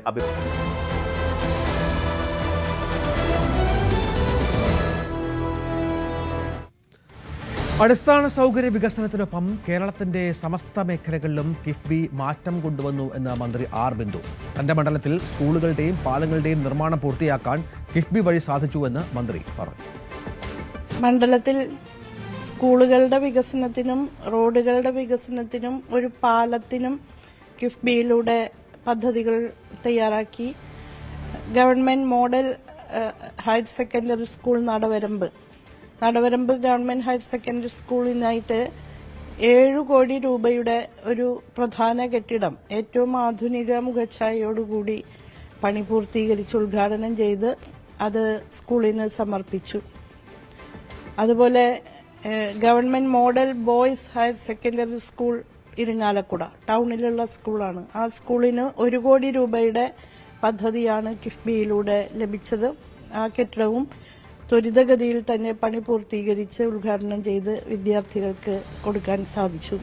കേരളത്തിന്റെ അടിസ്ഥാന സൗകര്യ വിപുലീകരണ രംഗത്ത് വിസ്മയകരമായ കുതിച്ചുചാട്ടാണ് കിഫ്ബിയിലൂടെ നമുക്ക് സാധ്യമായിട്ടുള്ളത്. ഏകദേശം 1 ലക്ഷം കോടി രൂപയുടെ നിർമ്മാണ പ്രവർത്തനങ്ങൾ കിഫ്ബിക്ക് ഏറ്റെടുക്കാൻ സാധിച്ചു. റോഡുകളും തോടുകളും പാലങ്ങളും ഓവർ ബ്രിഡ്ജുകളും സ്കൂൾ കെട്ടിടങ്ങളും ആശുപത്രി കെട്ടിടങ്ങളും എന്ന് വേണ്ട മനുഷ്യജീവിതത്തിന്റെ എല്ലാ മേഖലകളിലും അടിസ്ഥാന സൗകര്യ വിപുലീകരണം സാധ്യമാക്കുന്നതിന് വലിയ പിന്തുണയാണ് ഗവൺമെന്റിന് കിഫ്ബി നൽകിയത്. കൊച്ചിയിൽ വാഹന പരിശോധനയ്ക്കിടെ പോലീസുകാരനെ കാറിടിച്ച് കൊലപ്പെടുത്താൻ ശ്രമിച്ച കേസിലെ പ്രതികളെ വിശദമായി ചോദ്യം ചെയ്യാൻ പോലീസ്. അമിതമായി മദ്യപിച്ചതിനാലാണ് വെട്ടിച്ചു കടന്നു കളയാൻ ശ്രമിച്ചതെന്നാണ് പ്രതികളുടെ മൊഴി. പക്ഷേ പോലീസ് ഇത് പൂർണ്ണമായും വിശ്വാസത്തിലെടുത്തിട്ടില്ല. നവമി വിവരങ്ങൾ പങ്കുവെക്കും. നവമി, ഇന്നലത്തെ ആ ദൃശ്യങ്ങൾ അത് വല്ലാതെ പേടിപ്പെടുത്തുന്നതായിരുന്നു. പക്ഷേ ഈ മദ്യപിച്ചതുകൊണ്ട് മാത്രമെന്ന് കരുതാനാകുമോ? എന്താണ് പോലീസിന്റെ നിരീക്ഷണം?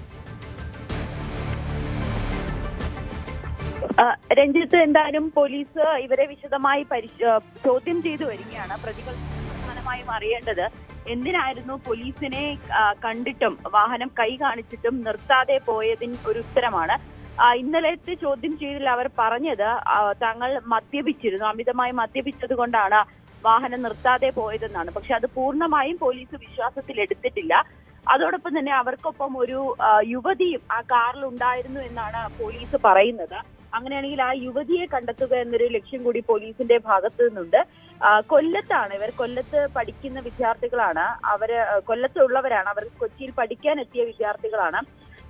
ഇന്നലെ കൊല്ലത്ത് വെച്ച് തന്നെ, കൊല്ലം കുണ്ട്ര ഭാഗത്ത് വെച്ചാണ് ഇവരെ പോലീസ് പിടികൂടുകയും ചെയ്തത്. ഇന്നലെ രാത്രിയോടുകൂടി തന്നെ കൊച്ചിയിലേക്ക് എത്തി. എന്നാലും പോലീസ് അവരെ ചോദ്യം ചെയ്തു വരികയാണ്. മദ്യപിച്ച് വാഹനം ഓടിച്ചു എന്നതിൽ പൂർണ്ണമായും പോലീസ് അത് വിശ്വാസത്തിലെടുത്തിട്ടുമില്ല.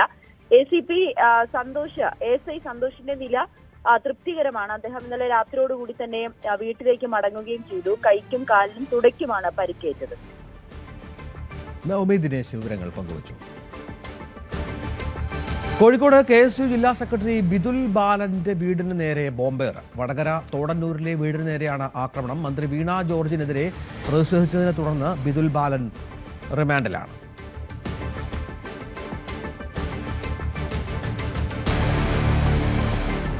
നമ്മുടെ സ്പെഷ്യൽ ഡേ സെഗ്മെന്റിലേക്ക് ഒന്ന് പോകണം.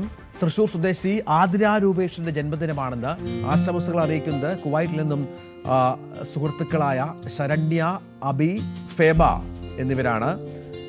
ആതിര രൂപേഷിന് ന്യൂസ് 18-ന്റെയും ജന്മദിന ആശംസകൾ.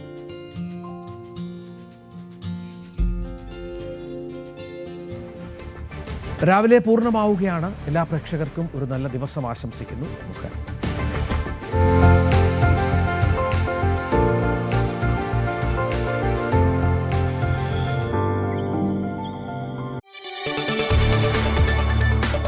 കൂടുതൽ വാർത്തകൾക്ക് news 18 Keralam YouTube channel subscribe ചെയ്യുക.